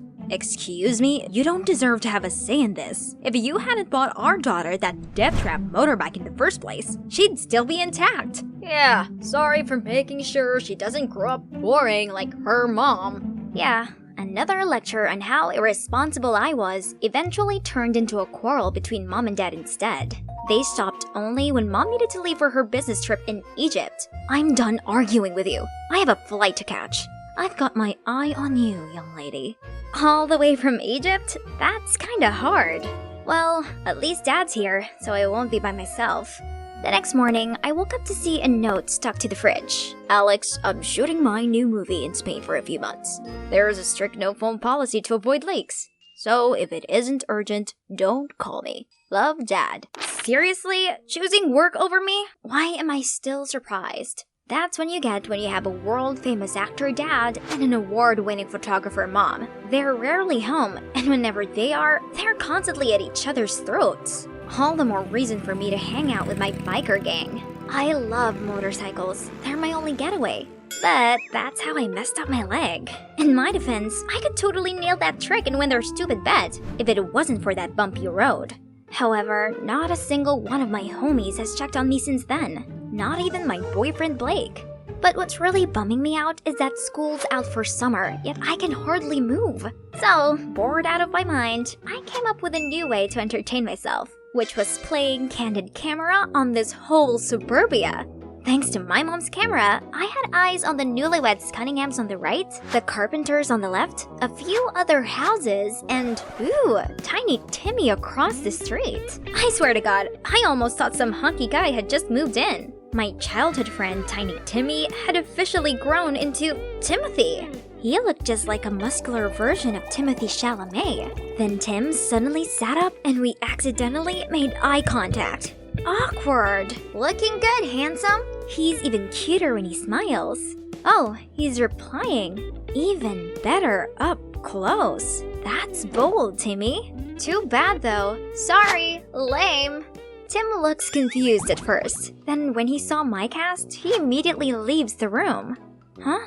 A broken leg is enough to scare him off? He's lame. Then the doorbell rang. Hey, that took a while. You're here? Of course, you need to have a closer look, and could use a hand, or a leg. Yeah, come help this damsel in distress. From then on, Tim came over every day to help me out around the house. He'd been really helpful and even tried riding my motorcycle so it didn't have to sit idle for too long. Other than that bulked up body, he's still the friend I knew back in the day. We still had so much fun playing video games and watching movies together. You have to watch Bodies, Bodies, Bodies. It's nuts. Actually, I thought you might be into Lady Bird. Such a heartwarming coming-of-age story. Ew, no way. Timothy Chalamet is in it. Okay, sold. But how do you know that it'd sway me? I just do. Like how I know you spy on me from time to time, which, by the way, is super creepy. Yeah, right. As if he didn't intentionally leave his blinds open while working out, Mr. Shy Guy. One day, as usual, me and Tim were hanging out, when suddenly my dear boyfriend Blake made a noisy entrance. Babe, you won't believe this. There's a racing tournament going on in the Upper West Side. You have to come. What's going on here? Sup? What do you mean, sup? Who's this little brat? Oh, this is Tim. Tim, this is Blake. Say hi. Hi. I don't care. What do you think you're doing? Watch your tongue. You've been ignoring me for weeks, and now you show up raving on about some dumb street racing contest? You don't even remember that I broke my leg, do you? But, you're mine! Blake was fuming like a bull ready for battle and about to throw hands at Tim, but he stopped his fist midair. A defeated-looking Blake fled off as soon as he got out of Tim's grip. Coward. I apologized to Tim for dragging him into this mess, and he was surprisingly cool about it. Just curious, how did Blake and you become a thing? He's the leader of the biker gang, so I thought he was cool. But honestly, I never expected our relationship to last. Just like every other couple's. Exhibit A, my parents. I see. My dad's a good example as well. Then Tim revealed that his dad left his mom for another woman last year, which really upset him. I could relate so much to his situation. Maybe being locked up at home wasn't so bad after all, since we had the chance to catch up on everything. But the following morning, when I was chilling in my room, something horrible caught my eye. Something blonde. It looked like she was returning a hoodie to Tim. What kind of friend borrows a hoodie and acts like that around each other? Let's see what he has to say for himself. Who's that blonde? What was she doing at your place today? What? Who? She might look like strawberry shortcake, but don't be fooled. Whatever love you two might think you have will soon fade.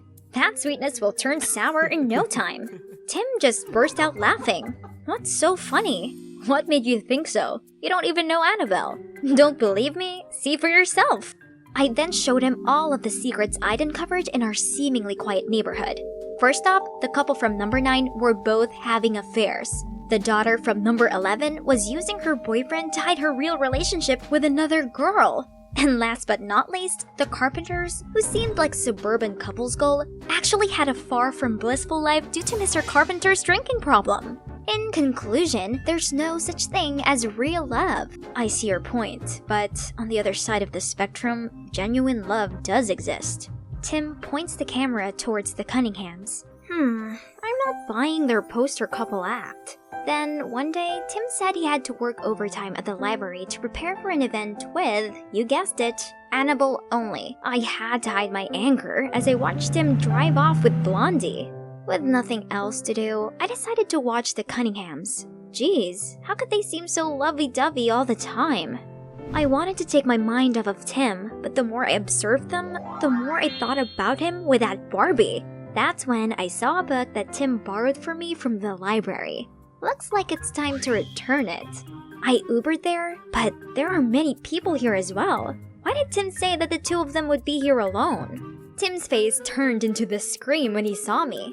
Didn't think I could get this far? Hi, don't mind me. I'm just here to return this. You should have just given it to me. Oh god, no. I can see that you're busy with Annabelle, isn't it? Yeah. How do you know my name? Oh, let's see. You remind me of that creepy doll who's also an absolute nightmare. Tim then immediately dragged me away. See? He's caring for me, not you, Annie. However, the fun was interrupted right away when I saw Blake outside. Time for you to pay.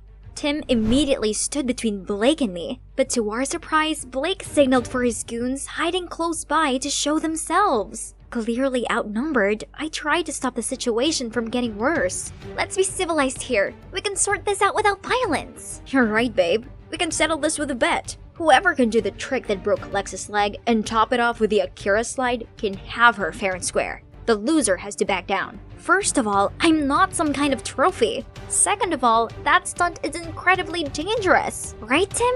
Sounds worth it, though. Have both of you lost your minds? Tim went first, and even though he flunked it, he managed to land without a scratch, while Blake landed on his face. Of course, that fiasco got the whole gang so embarrassed, they scrammed immediately.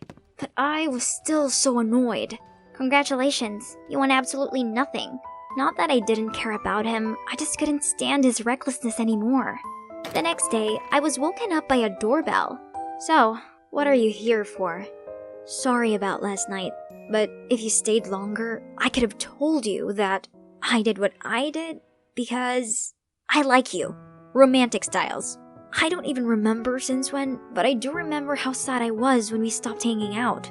Believe it or not, I started working out just to impress you. Whoa, what? Tim explained that nothing was going on between Annabelle and him. They were simply co-workers.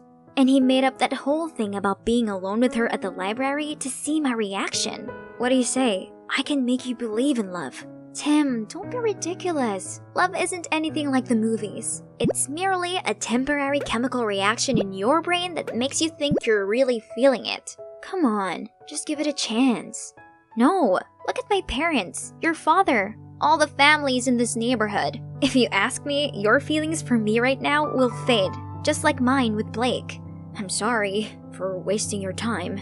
I thought I was special enough for you to take a leap of faith. Now I know how wrong I was. He then left without another word. When Tim closed his blinds, honestly, I felt a sting in my chest. This is for the best, right? I can't deny the uneasiness I felt without Tim. It's not that he didn't want us to make up, I just didn't know how. Seeing how happy and smiley he was with her, my uneasy feeling only grew bigger. Is this what they call love? No, it's not real. Happy-looking families are not actually happy, and the Cunninghams are just good at faking it. What's that I'm hearing? Are they fighting? I saw the husband suddenly punch the wall with rage, then push the wife. I no longer had eyes on them, but could hear a huge commotion over there. What on earth is going on? Panicked, I called the cops right away. Wait a second, that means their happy marriage really was fake. I excitedly limped across the street to tell Tim about my discovery, then dragged him over to the Cunninghams' front lawn. However, when the cops arrived, both of them answered the door perfectly fine. Turns out they already knew about my spying, and were so annoyed by it, they decided to pull a prank on me. Great, my curious neighbors have also witnessed this whole humiliating ordeal. But the worst part was seeing the disappointment on Tim's face. You have to stop being so stubborn. Not every family is like yours. I couldn't say a word, not even when the cops gave me a warning. That night, I tossed and turned as Tim's words wiggled around my mind. Suddenly, something caught my attention. It's from Tim's house. Some flashlights were moving around. I tried calling Tim, but he didn't answer. Of course, he'd be in deep sleep by now. Calling the cops was useless because of that very recent embarrassing incident. That's it, I'm doing it myself. Out there on Tim's front lawn, my heart was beating like crazy. Thieves! Thieves! The startled thieves turned around, so I blared the air horn, then shouted, "Freeze! Stay where you are! Hands over your heads!" But obviously, I, a teenager with one working leg, never actually expected any criminal to stand still. They quickly got a hold of me, and right when I thought my life was over, "Get away from her!" Tim, thank goodness! Other neighbors also came and stopped the thieves. Tim called the cops, and this time they reported to the scene ASAP. Phew, that was insane. Mrs. Jones, Tim's mom, thanked me and invited me to stay the night. It's really nice of her, even though she burst out laughing when I explained the situation with the Cunninghams. When Tim went to grab some drinks for us, she asked me why I was alone in this condition. So I spilled everything about my family. Contrary to her reaction just now, she showed me sympathy. From her experience, love didn't always have a happy ending, but it doesn't mean it's not real. Tim's dad and I had genuine feelings for each other. It's just that over time, things changed. We're open to accept this and be honest with each other. That's what real love is. I wouldn't change a thing, and I would still fall crazily in love with him, despite knowing we would eventually break up. Because that's how I got Tim, the second real love of my life. Her words hit different. Maybe I'd given love a bad name. You're right, love is not at fault, and Tim is so lucky to have a loving mom like you. Meanwhile, my parents don't just hate each other, they put it all on me too. Bet you, even tonight's incident won't make them care. I see where you're coming from, but why don't you just give it a try? Their reactions might surprise you. So, I called them up, and guess what? They both sounded concerned on the phone and said they'd come home as soon as they could. See, I told you so. It's alright now. Timmy, please show Lex where she'll be sleeping. That was really brave of you. Being all heroic out there despite your whole situation. I wouldn't have risked my life if it wasn't for what? I'm all ears. For you. I'm sorry I overreacted. The thought of becoming a boring old couple who hate each other bugged me. But then I realized if we were together, we wouldn't have to be that. We could be like the Cunninghams. That doesn't sound too bad now, does it? I guess not. Next morning, I woke up to my parents' call. They actually kept their promise this time. My mom explained that she thought Dad was home to take care of me, while Dad absent-mindedly assumed Mom only left in a fit of anger and was gonna return soon. So they really do care about me. They just have a terrible way of showing it. They stayed together, thinking it would be best for me. But the unending tension and bickering was eating us all up from the inside. This incident opened their eyes, so they agreed to have a peaceful divorce while still looking after me together. I'm finally free from the cast, but I actually feel even more liberated than before. Is this the power of my newfound belief in love? Is it because I've realized that love was around me all along? I'm not sure myself, but who cares? Alex and Timothy signing off. How's it possible that I've never set foot in a place this close to me before? It's kind of dark and eerie. If only it was covered in flowers, then it'd totally be a Disney castle. Oh, someone's here. I went to say hi, but she didn't seem very welcoming. Stay away from this spooky place before it sucks the life out of you, young girl. So that means you're not working here anymore?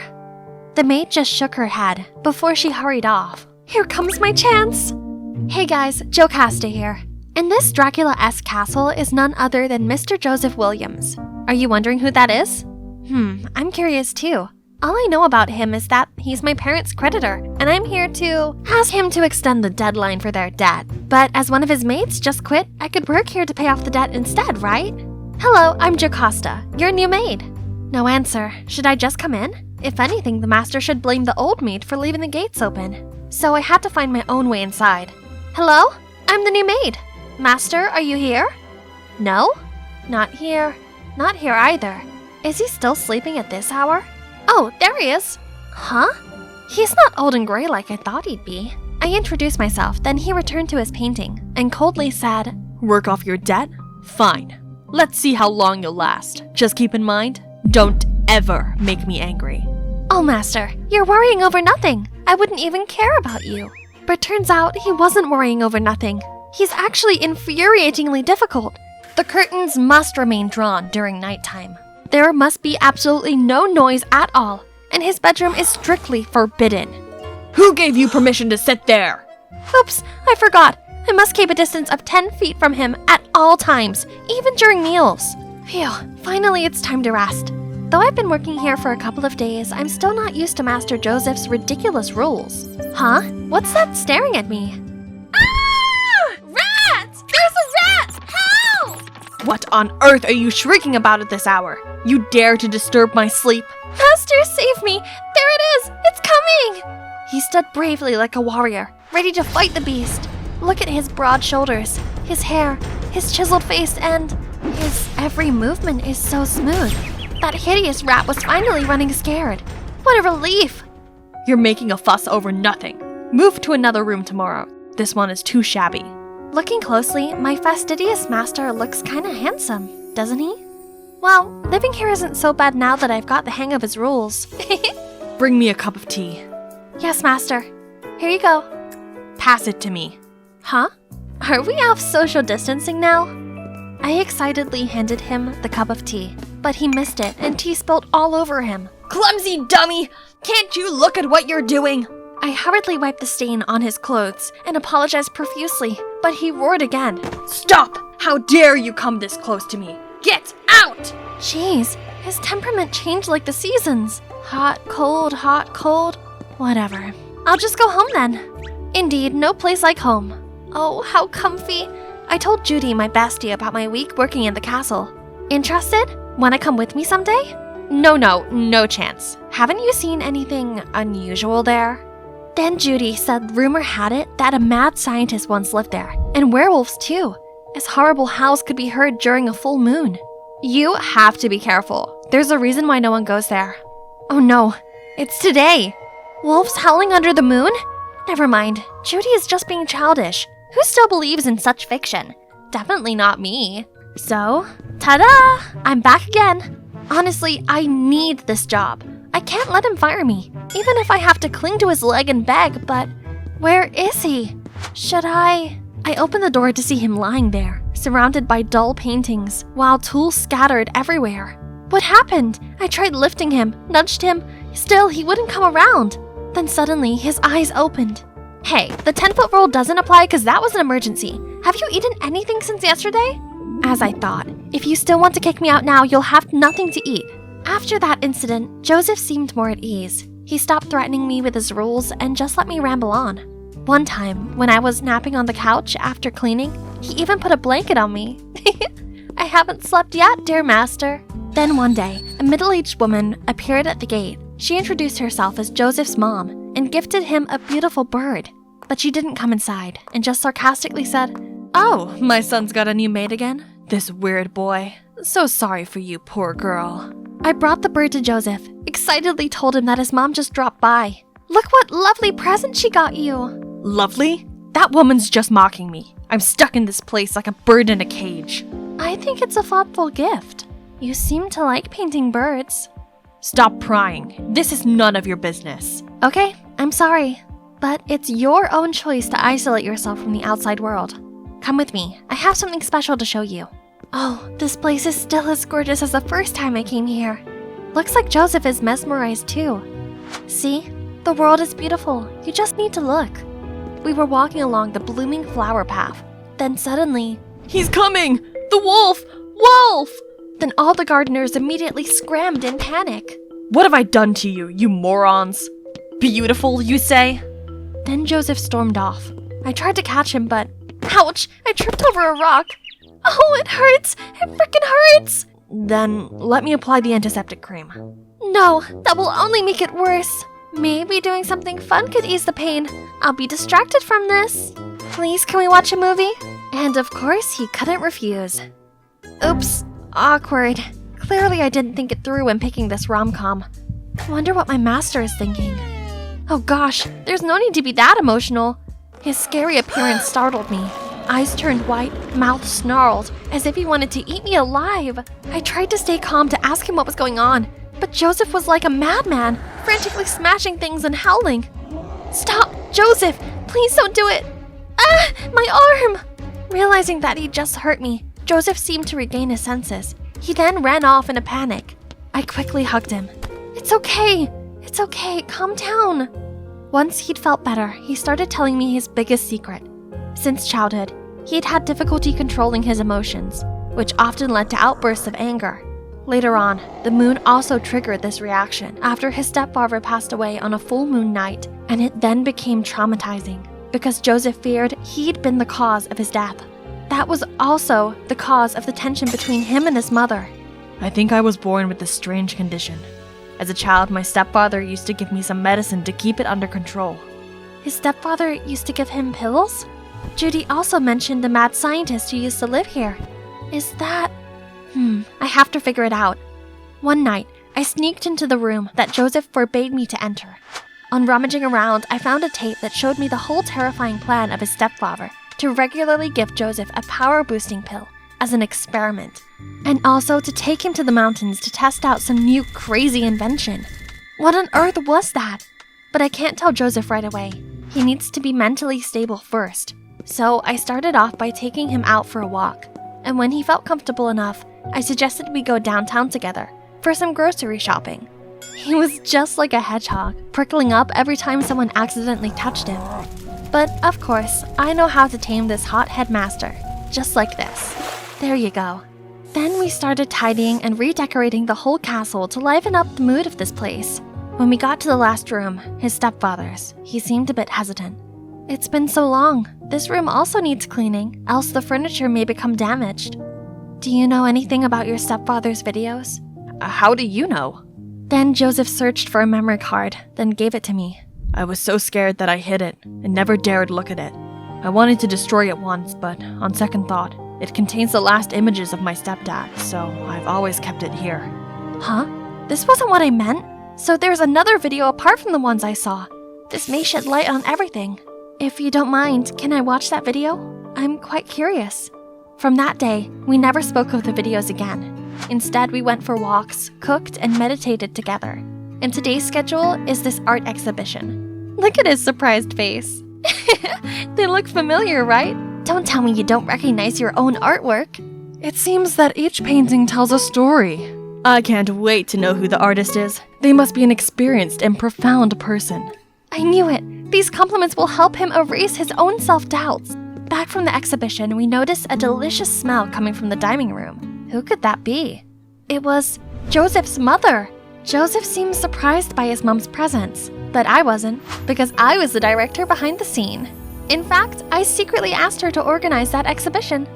Watching the video cleared everything up. On that moonlit night, the mad scientist took Joseph to the mountains to test the effects of a super power-boosting concoction.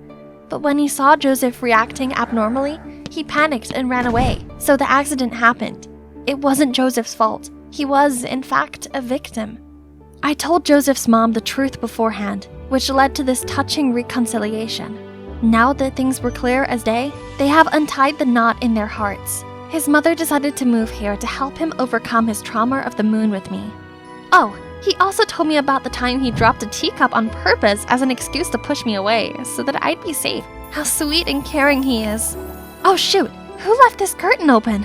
I hurried over to close it when suddenly a hand gently touched mine. Before you came, I really never thought I'd ever have the courage to face moonlight. But Jocasta, with you by my side now, anything feels possible.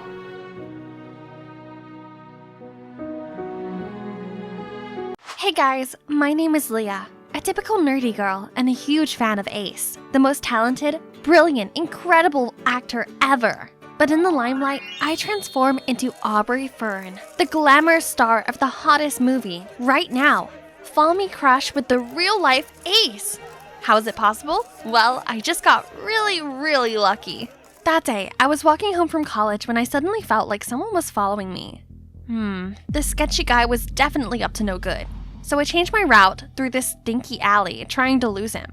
But he stayed relentless and chased after me. So, you've chosen death then. When he was 10 feet away, I picked up a trash can and dumped it on his head. Grabbed a golf club nearby and started smashing non-stop. You creep! You messed with the wrong, innocent, helpless little girl! Stop! Who are you calling creep? I'm an artist manager from Moon Entertainment. Wait, Moon Entertainment? As in Ace's management label? Then why didn't you say so? Turns out his name was Grayson, and he's not here for my angelic voice or charismatic dance moves, but guess what? For my face. This guy must be a comedian. A few days ago, you used the celebrity twin filter on TikTok, and the result was Aubrey Fern, an actress under our management, correct? Yeah? Moon Entertainment actually created that filter. We were looking for someone who looks just like Aubrey to replace her. Okay, I must have hit his head too hard. I'd better get away from him quick. But he caught me right away and immediately teleported me to the company headquarters. Even the CEO himself came to welcome me. They were dead serious about me filling Aubrey's shoes. Heck, her whole identity. Apparently, the actress found showbiz too stressful and decided to quit. But she was one of the top faces of the company, so they couldn't just let her disappear. Out of nowhere, the door swung open and entered Ace! He rushed towards me, genuinely concerned, and gently dabbed my nose dry with his own sleeve. So, this is who I'll be dating? Looking forward to that. What? Dating? That's right, Leah. I've just released a statement of Ace and Aubrey dating. People are going wild. As the new Aubrey, you'll get a once-in-a-lifetime chance to be Ace's girlfriend. Just for show, of course. But who knows? He seems into you. I think I just hit the jackpot. Aubrey 2.0, here she comes. The next day, I arrived at a top beauty salon for a celebrity makeover. From the shine of my hair to the size of my pores, everything had to be flawless. And you wouldn't believe how many designer outfits and jewelry I got to try on. I looked like $1 million. Ace was gonna freak out the next time he saw me. You may look like Aubrey, but your personality needs some work. Jeez, who spat in your coffee this morning? Anyway, you better tidy up, cause I'm moving into your house. What? No way! You and your spiteful mouth should stay 10 feet away from me, or else I'll call security. Huh, guess what, Miss Diva? It says right here in the contract that your manager, aka me, has to supervise you 24/7 so you don't spill anything confidential. You're bluffing. Am I though? I stared at the contract, too stunned to speak. Why did I sign without reading it first? The guy's a nightmare. He even pretended to be an Italian exchange student and followed me to class. Weirdly, all the girls on campus were gushing over his fake accent. Sei un porco. I don't know what's more pathetic, his Italian accent or that you guys are actually swooning for that. Uh-oh, these girls did not know how to take a joke. Whoa, you guys wouldn't want to touch my face. My contract says it's worth, but before I could say another word, Grayson dragged me away like a rag doll. Other than that, life as Aubrey was amazing. I got to appear on loads of magazine covers, attended a bunch of exclusive events, and starred in the most anticipated rom-com of the year. And you know what the best part was? Ace was right by my side. Imagine being this close to your idol every day. You could just fall head over heels for him, literally. But no worries, people would still think that you're cute, as long as you know how to pose for the camera. One time, I heard Ace say that his ideal type is a girl with healthy, sun-kissed skin. So I figured I should give tanning a try. But when I arrived at the film set the next day, everyone laughed at me, saying I looked like a half-dried up squid. This was so humiliating. Bet Grayson had a blast making fun of me. But instead, he rushed to put his jacket over my head to cover me up. Why are you trying so hard for that narcissist? You look ridiculous. I think she looks kind of cute. Just needs a bit of blending. It's Ace! He's standing up for me! His handsome face suddenly came super close to mine. Care to go on a date with me tonight? Yes, a million times yes! I immediately went home after work, scrubbed off the stupid tanning lotion, and got ready at lightning speed. We're meeting at this private restaurant on the 32nd floor of a luxurious building. And there Ace was, the brightest star amongst the city lights waiting for me. He was so gentle and sweet. We were having the best time. His dreamy eyes looked at me like he was about to say something. Something sweet, I could sense it. When flashlights came from nowhere, blinding us. Paparazzi? How did they get in here? Aubrey, is it really you in the picture? Ace, what does it feel like being cheated on? What are they talking about? Just then, a strong arm suddenly grabbed my waist and pulled me out of the crazy crowd. It was Grayson. I'd never felt happier seeing his grumpy face. We got into the van, and Grayson showed us his article of me kissing a random guy at a beach resort. What? This must have been photoshopped. We gotta clear this up. Ace didn't listen to my words. His face was twitching in anger. Do you have any idea how this affects my career? Me being cheated on? That's just pathetic. Pull over. I need to get out. I can't stand you right now. He slammed the door shut, then stormed off. I was speechless. I'd never seen this scary and mean side of him before. Don't mind him. He can be a real douchebag sometimes. I'll get you some ice cream, then we'll go home, okay? Grayson's words cheered me up. I'm honestly touched by this cold hands, warm heart kind of guy. Grayson tried his best to shield me from the public backlash, but it was all for nothing, as Moon Entertainment let false rumors spread like wildfire. Now Aubrey, aka me, was being badmouthed everywhere. A tramp? A bimbo? Some even said I was a stain in Ace's career. That's it. I couldn't do this anymore. I launched into the CEO's office ready to give him a piece of my mind, but he was just chilling with Ace. Leah, just the person I'm looking for. I'm about to make an announcement stating Aubrey is not the one in the picture, and you and Ace are still deeply in love.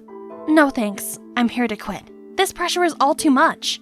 Now, calm down. Maybe a nice trip to the city of love will help you relax, right, Ace? Of course. Let staff fix this while we take a break and maybe get to know each other better. Come on, I'll drive you home. The last time we met, Ace went bonkers on me, and now he's being as nice as pie. Talk about Jekyll and Hyde. Suddenly, he stopped the car at the riverbank and turned to me. Leah, I was wrong to take it out on you. I've never faced high pressure like that before, and I lost my mind. And you know what? That night, I was about to speak from my heart. I love you, Leah. He pulled me in for a kiss. It was so out of the blue, I didn't even know what to think. But then he opened his eyes and looked at me. So in love, I couldn't help but give in. Baby, I can't wait to be with you in Paris. It was everything I'd ever wanted, right? That night, Moon Entertainment finally cleared up the rumor. That's not all. Pictures of Ace and I kissing were making the headlines. How did they get this picture? Those paparazzi are so sneaky. I was so perplexed and for some reason kept thinking about Grayson and how he would feel hearing this news. I came to the roof to see him sitting deep in thought. Hey, haven't you heard? They cleared up my scandal. Remember, that's not your scandal, Leah. Don't let Moon Entertainment manipulate your life. You don't trust them? Yeah, and I don't trust Ace either. It's got nothing to do with Ace. He's my boyfriend for real now. Plus, we're going to Paris for a romantic break. Grayson let out a solemn sigh. I guess he was just trying to protect me from the company. But he didn't need to protect me from Ace, right? He still went with us to Paris and lingered in the background with his stone-cold face. I was embracing this moment with Ace, and as we strolled together, a group of fangirls recognized him and flocked around us. One of them even held him back, crying like a lunatic. Ace, don't you miss me? You promised! What are you talking about? Leave me alone. He pushed the girl aside, then dashed out of the crowd. I tried to follow him, but a hand suddenly snatched mine. It was a girl burying her face under a mask and pair of sunglasses. She snuck a USB into my hand and said, "Ace's darkest secrets are in here." "You're scaring me. What do you want?" The girl tried to reply, but Grayson cut in between us and pulled me away. We ran and ran under the sunlight of a spring day in Paris. Why was this single moment way more romantic than anything I had with Ace, my idol? Could it be that I have fallen for Grayson? Grayson took me back to the hotel, looking somber as he turned to leave. At that moment, I realized I didn't want to let him go. He was the only one who understood me and got me through this crazy double life, not Ace. Neither he nor his celebrity lifestyle suit me. Ace would be better off without me in the way of his stardom. Grayson had tried warning me many times. Maybe the girl in the mask knows something. I plugged the USB into my laptop and a video popped up on the screen. There's proofs of Moon Entertainment manipulating the media all these years to cover up for Ace's scandalous private life. Dark things us fans have never seen before. His anger issues, his drinking problem, his cheating scandal? I scrolled down to see a dozen pictures of him with different girls kissing. And they're not just random girls, but his actual fans. I know them. Look, it's the crying girl this afternoon. And this one is a well-known admin of one of his fan sites. This was unbelievable. He'd been playing his entire fandom for fools. Right then, I heard grunting sounds coming from the balcony. Someone was trying to climb into my room. Wait, the stranger who gave me the flash drive? For all I knew, she could be a dangerous stalker, given all this proof she somehow had. Panicked, I grabbed the USB, ran straight to Grayson's room, calling for help. His door opened just as the stalker reached us. He hit me behind his back and faced that crazy masked girl. Better not make another move or you'll be locked up in jail right this minute. The girl stopped, hands in the air. The moment we took off her disguise, I was shocked to the core. It was Aubrey. I know this seems crazy, but please listen to me. What you saw in that USB is the truth. Ace's manager provided me with it. What USB? And you didn't choose to leave the industry? The CEO even made all the staff delete your contacts and basically erase your existence. That snake has been lying to you all this time. I didn't quit. I just wanted a little time off to deal with my mental health. So I went on a digital detox for a while. When I came back, I found out I was already fired without a reason and replaced by a lookalike. I was so devastated I didn't know what to do. Luckily, Ace's manager reached out to help me. He's witnessed Ace's true face, and he despised it. But Moon Entertainment's trapped him in a contract lasting till the end of Ace's career. There's no way out for him until now. His manager has been secretly collecting and sending me evidence, then told me to come to you, because you're also one of their victims, just like us. Gosh, this was unbelievably messed up. You know where he went after our encounter this afternoon? I shook my head in confusion, as she showed me a video of Ace making out with one of the girls earlier at a party. How could he be so shameless? Did us fans look like fools to him? No need to hesitate anymore. I'll take this douche down, in the name of his devoted fandom. I went on to play Ace's girlfriend both in the movies and in real life, while Aubrey used my identity to find a new part-time job as a monitoring staff at the National Broadcasting Station, the organizers of this year's Movie Sensation Awards. No way Ace wouldn't attend, since he was nominated for Best Leading Actor. Poor guy. He has no idea what's in store for him. And there Aubrey is. With the help of Grayson, no one even notices we've switched back. I've also managed to earn Aubrey the host position for this year's award. Now take a seat. The show has begun. And the Best Leading Actor goes to Ace! Classic Ace played out his surprised and emotional act when he got on stage. I would like to thank my fans for the support they've given me all these years. I'd be nothing without them. Yeah, right. Now mic off, lights off. Here's the evening's main event. Ace's true face as a deceitful womanizer. Everyone gasped and started whispering. I shined a spotlight on the audience and a girl stands up. I'm one of the girls in those pictures. He told all of us girls he and Aubrey are just a publicity stunt so that we would date him in secret.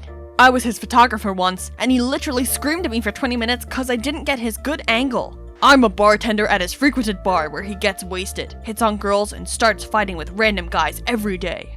The audience start booing and throwing things at Ace. The cherry on top is that this whole fiasco is being broadcasted live worldwide. It's safe to say no one will ever be fooled by this douchebag again. Which means my work here is done. I go outside to see paparazzi and fans swarming around Aubrey. She handles them so gracefully it looks effortless.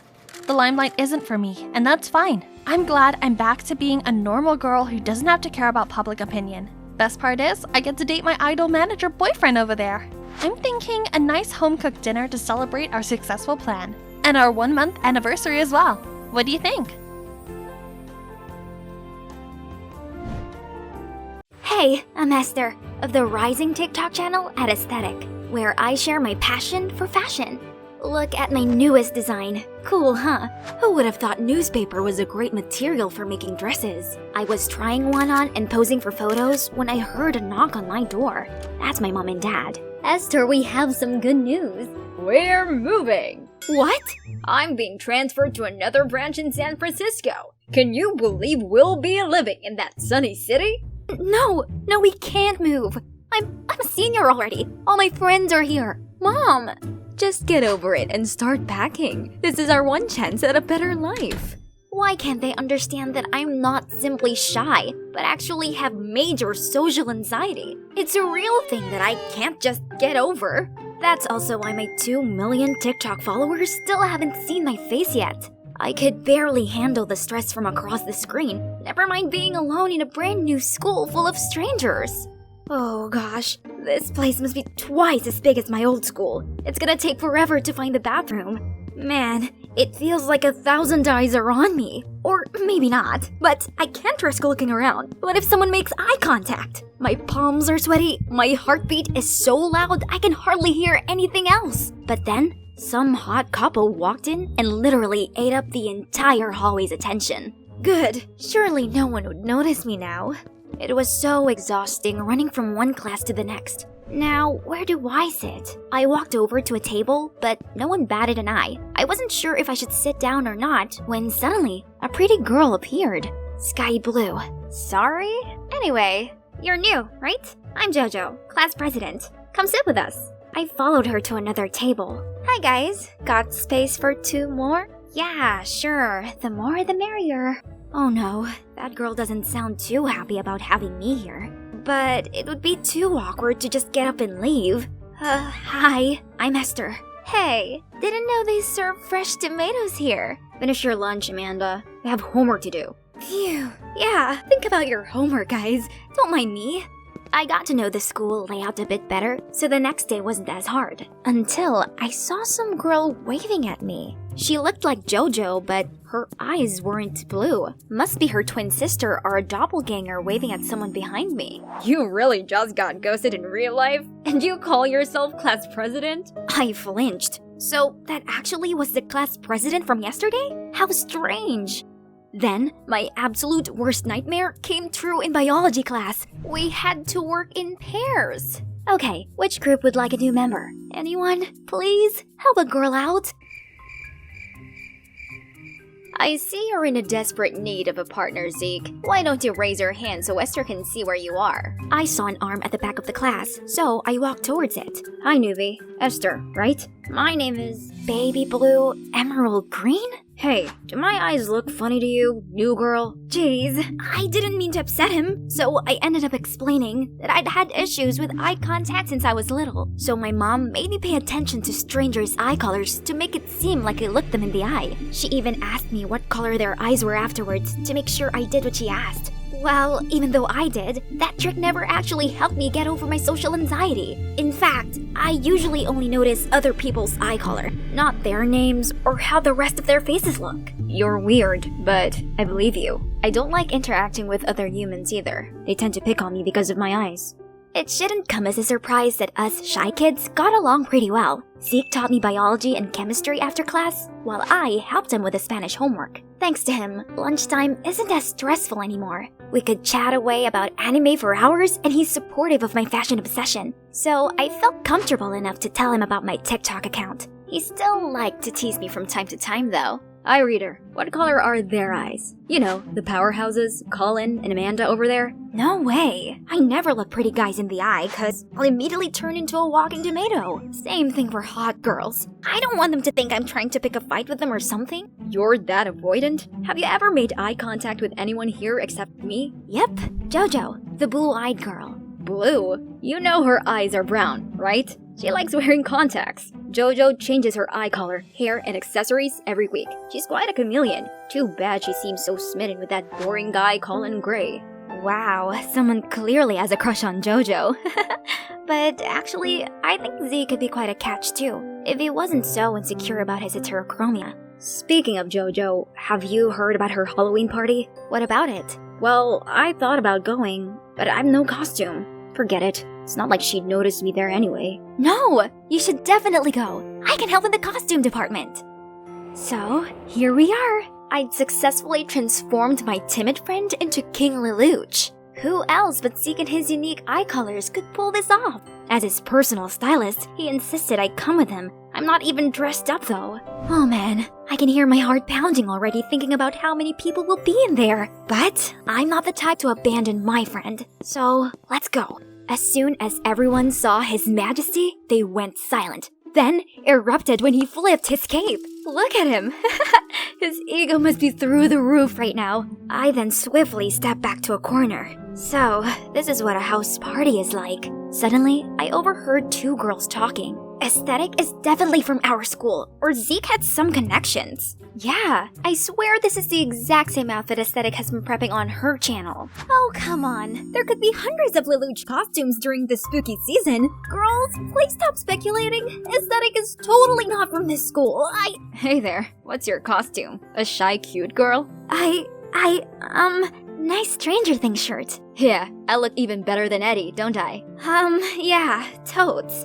So I have this thing. Gotta go, bye! Then I ran straight out of there. That was too much socializing for one day.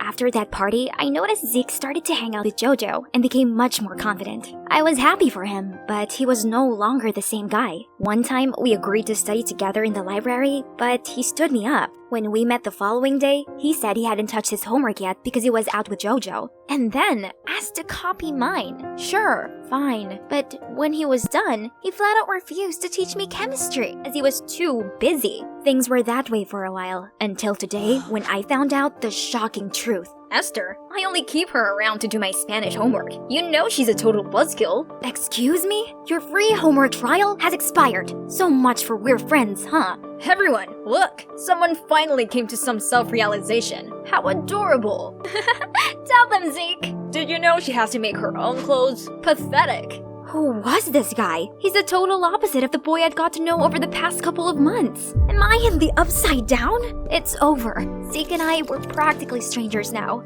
Back to my gloomy and lonely life. Annoyingly, I saw Zeke again that day, this time on the school paper. This smug jerk gave an interview on the now famous Lelouch look. However, in that article, JoJo claimed to be Aesthetic, the creator behind that costume, while Zeke backed up her entire story. What in the world? And JoJo even showed some of the sketches that I shared on my account. I was furious and went to confront JoJo, but somehow she didn't seem to be fazed at all. So what if you're the real Aesthetic? I can be her too, don't you think? If you have a problem with that, then let's go sort it out. Attention everyone! This is Esther. You probably don't know her, but who cares? She has something to share. The floor is yours, girl. Everyone's gaze turned towards me. Holy moly, where should I look? Why is this so different from talking to the camera? My entire body went into crisis mode. God no, something's coming up. Run! Although I calmed myself down, I couldn't face anyone right now. This is the worst day of my life. Suddenly, someone tapped my shoulder. Amanda? What does this social butterfly want? Did she just ask me if I was okay? Okay? No, I'm not okay. Why is it that girls like you and JoJo, who already have everything, always want to take away everything? Hey, I'm just trying to be nice here. If it wasn't for my silly little friend. What? What are you talking about? Never mind. Sorry, but you don't seem okay. Come with me. I think I know how to make you feel better. Come on. Skipping one class won't kill you, but bad mental health will. I wiped away my tears and went with Amanda, even though I barely knew her. But she had a point. The last thing I need right now is a stuffy classroom. Here it is. Go inside. There'll be someone who can help you. That's weird, but alright. I stepped inside, and it was like being hugged with the smells of wood and paper. It felt healing, for sure. I was browsing through the store, then saw Colin walk over. Startled, I stuck my face into an empty slot on a bookshelf to avoid him, but... This place is filled with dust. Surprisingly, Colin only smiled and gently wiped the dust off my face. If you're looking for your girlfriend, Amanda just left. She's not my girlfriend. And actually, I asked her to bring you here. What? Why? Just calm down. I got you something. How do you know my favorite genre? Because I've seen you read to calm yourself down before. Turns out, Colin had been observing me from a distance for some time, so he even remembered what I usually read. He was hesitant to talk to me though, afraid that all the unwanted attention he might attract would make me feel uncomfortable. But now, everyone knows I like you. Sorry about that. Don't be. It's my fault and my anxieties. I can help you with that. Esther, would you go to prom with me? How will that help? It will. Trust me. Oh, his eyes are gray? I realized I've been talking to him all this time just fine without using the old trick. What if this guy really could help me? On prom night, Colin drove me there. While he was parking his car, I waited in front of the venue. Out of nowhere, Zeke approached me. Listen, there's not much time. You gotta listen to me. Jojo plans to give you an award, but it's only to get you to stand on the X mark on the stage where the trap door is. She wants to humiliate you in front of the entire school because you're with the guy she likes, so be careful. What game are you trying to play here? Why are you telling me this? I want to make things right. Jojo took advantage of my feelings for her, and I was too blind to see that she only liked Colin, and she's been using me to hurt you. This is my chance to make it up to you, so please, don't go up there. It's a trap. Stop it already. I won't let you make a fool of me again. Right on time, Colin came to the rescue. Haven't you done enough? Stay away from her. I'm truly sorry, Esther. Inside, we were greeted by Amanda. Congrats, bro. I'm finally free from the Colin's rumor girlfriend label. Jojo must be green with envy seeing how cute you two are together. Right, she's here, as well as hundreds of other people. Nope, I can't do this. I quickly crawled under a table and curled up into a ball. Still, Colin remained patient. You are absolutely stunning tonight. Honestly, your dress is amazing. Come out. Let the whole world see you. The world will only laugh in my face. Okay, then let me join you. It's actually quite cozy down here. What are you doing? Well, tonight is a special night, and my date's a special girl. So I figured we could totally enjoy it in an unusual way. I feel like my insides just turned into a hot liquidy mess. Who would have thought that I could meet someone who goes out of their way to make me happy? We chatted for a while, then noticed that the lights outside were dimmed for the slow dance. Let's go. Hand in hand, Colin and I swayed to the melody, feeling like we were the only people in the room. Then, the music suddenly stopped. They were about to present tonight's awards for remarkable students. And now, Best Dressed of the Night award goes to Esther Crawford! No way! What Zeke said immediately came to my mind. I turned around to see Zeke looking concerned and shaking his head. Maybe he'd been telling the truth after all. You don't have to go up there if you don't feel like it. Colin was as understanding as always. But then I saw Jojo's smug face. I couldn't let her win again, so I mustered all my courage and stepped onto the stage, but steered clear of the X mark Zeke mentioned. Thank you, everybody, but I believe another person deserves this award much more than me. She's none other than our hard-working class president, Jojo. That's so sweet of you, but it's yours. Please, step up to receive it. You mean here? No, one step forward. Here? Jojo became impatient and rushed towards me. No, you have to stand here! Right back at you, Jojo. Have a taste of your own medicine. Now that's some headline material for the school paper. So, today is the day. My long overdue face reveal. This is such a beautiful dress, right guys? If you're wondering who this strange girl is, hi, I'm Esther, and I'm the person behind @aesthetic. This dress right here, it's what I wore to senior prom. Settle in, I'm doing a face reveal and storytime video today.